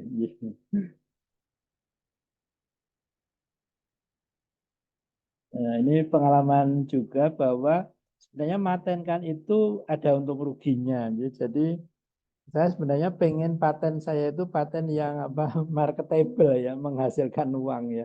Jadi sebenarnya kalau kita mau matenkan sesuatu sebenarnya tidak sesusah yang dibayangkan orang ya. Jadi kalau kita misalnya pengen punya paten gitu, kalau targetnya nggak sampai pasar, nggak sampai jadi marketable, jadi uang itu sebenarnya nggak begitu susah ya. Yang penting ada kebaruan, terus ada uang karena bayar ya. Nah oleh karena itu supaya kita hemat, ya kita serahkan aja ke LPPT gitu ya, ke UGM atau ke instansi yang lain, sehingga nanti yang bayari universitas ya. Kalau kita bayar sendiri lumayan ya. Kayak betul. kemarin pas keluar paten itu ditagih 30-an juta gitu ya. Kalau uang sendiri kan betul. gitu. Iya. Apalagi paten. Jadi kalau untuk ke arah Kalau ke arah marketable gitu berarti harus kerjasama dengan industri ya. Kalau paten kita itu mau marketable ya. Jadi tidak sekedar hanya diserahkan di UGM udah gitu kan. Oh iya betul. Kalau itu kan enggak ya. Iya, betul. Ini juga UGM itu saya dengar-dengar banyak sekali Bu uangnya sehingga kreativitasnya kayaknya agak kurang ya. Jadi saya dengar-dengar itu UGM itu uangnya banyak sekali. Jadi tidak karena uangnya banyak itu tidak tertarik untuk nyari uang sehingga banyak paten-paten itu sebenarnya yang marketable tapi tidak dihiraukan ya. Sebenarnya sayang ya kalau menurut saya juga menurut saya juga sayang ya ketika hanya membiayai biaya paten itu kan masing-masing kan tadi sampai 30 juta. Padahal kalau memilih mana yang marketable dan itu digarap istilahnya dilengkan dengan industri itu kan lebih banyak menghasilkan uang. Kalau ini kan ngeluarin uang. Betul. Jadi saya kadang betul. Sehingga UGM ini ya itu karena banyaknya uang. Saya pernah ketemu sama karena paten masih menjadi luaran ya yang untuk akreditasi. Jadi itu agak berbeda dengan yang sebenarnya paten itu ya harus marketable supaya memberi keuntungan. Jadi nanti UGM itu bisa dapat uangnya dari industri seperti di luar negeri kan seperti mereka universitas betul, itu dapat uang dari industri karena patennya. Kalau betul, kita kan betul, patennya betul, banyak tapi nggak betul, bisa marketable tadi. betul, betul. Iya, iya. Mungkin Bu Ya Raras, mudah-mudahan nanti ke depannya begitu. mungkin Bu Raras kenal juga aja dengan Pak Bayu ya. Pak Bayu dari Ya kenal Digital. banget. Nah, Iya, itu kenal. kenal banget Iya. toh. Itu kan juga ya sering Patennya lihat banyak. bagaimana dia Mm-mm. menemukan apa ronsen digital yang ya harus ke sana kemari sendiri. Padahal kan Nyari sudah ada industri surat, harusnya. harus ada sudah ada surat kuasa ke UGM. Tapi UGM-nya kan diam. Tapi Pak Iya, Bayu betul. yang ke sana kemari. Akhirnya memang sekarang berhasil, ya. Berhasil Iya, iya. sama apa itu namanya saya lupa sudah ronsen digitalnya. Tapi juga itu nanti juga apa masih berhadapan dengan apa dengan pasar ya karena ternyata Ya, betul. Lebih pasar kompleks itu juga lagi. ya ada Ya, mafia itu nanti ada mafia politiknya. juga Jadi nanti betul ujungnya juga politik. Jadi itu mungkin juga betul yang menjadi penghambat di Indonesia aja. Kenapa kok betul kita itu belum mandiri obat? Karena lebih banyak masalah politiknya daripada bagaimana apa ilmuwan kita itu bisa mendesain seperti Pak Hari tadi kan sebenarnya betul mendesain obat itu kan gampang. Tapi betul bagaimana dia sampai bisa ke iya pasar, bagaimana dia digunakan, nah itu betul kompleksitas ada di situ. Pak Arwin. betul Jadi termasuk ya itu yang genus harus kita coba. termasuk Iya. genusnya UGM ini kan juga mengalaminya aja Bu sehingga dia ya gagal di Iya, pasar itu kan karena juga ada mafia mafia. iya betul. Itu yang banyak dialami sehingga kenapa kita tetap tidak bisa mandiri. Betul. Karena itu tadi obat-obatan dari luar itu dia secara politik, secara uang dia lebih Iya. kuat daripada kita yang Betul. ada di dalam. Jadi, tapi Betul, itu betul. tantangannya. Ji. Mudah-mudahan Iya, nanti bisa iya, iya, mulai inilah. iya, Ji. iya, betul, betul. Terus. Perjuangannya memang berat ini Alketika itu. Iya, betul. Itu nanti yang muda-muda itu PR-nya muda-muda. Kalau saya sudah Iya. senior ya. Ada pertanyaan lagi? Masih 4 menitan kalau mau diskusi-diskusi silakan. Jadi sengaja ini ya, sengaja saya buat grup. Insya Allah grupnya tidak akan terhapus ya, sehingga kalau misalnya para peserta ada yang ingin konsultasi walaupun atau diskusi walaupun kelasnya berakhir, monggo monggo dipersilakan ya.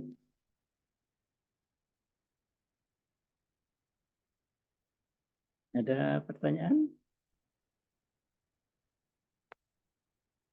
Sepertinya bahannya kebetulan pas ya tentang tadi non CADD dan LPDD. Besok malam kita akan bicara SPDD dengan aplikasinya molecular docking. Ya. Masih teori, kemudian Yeah. nanti pertemuan ketiga baru kita memvalidasi target anti-aging ya. Nanti akan kita pilih yang di manusia. Begitu. Cukup? Nggak ada pertanyaan?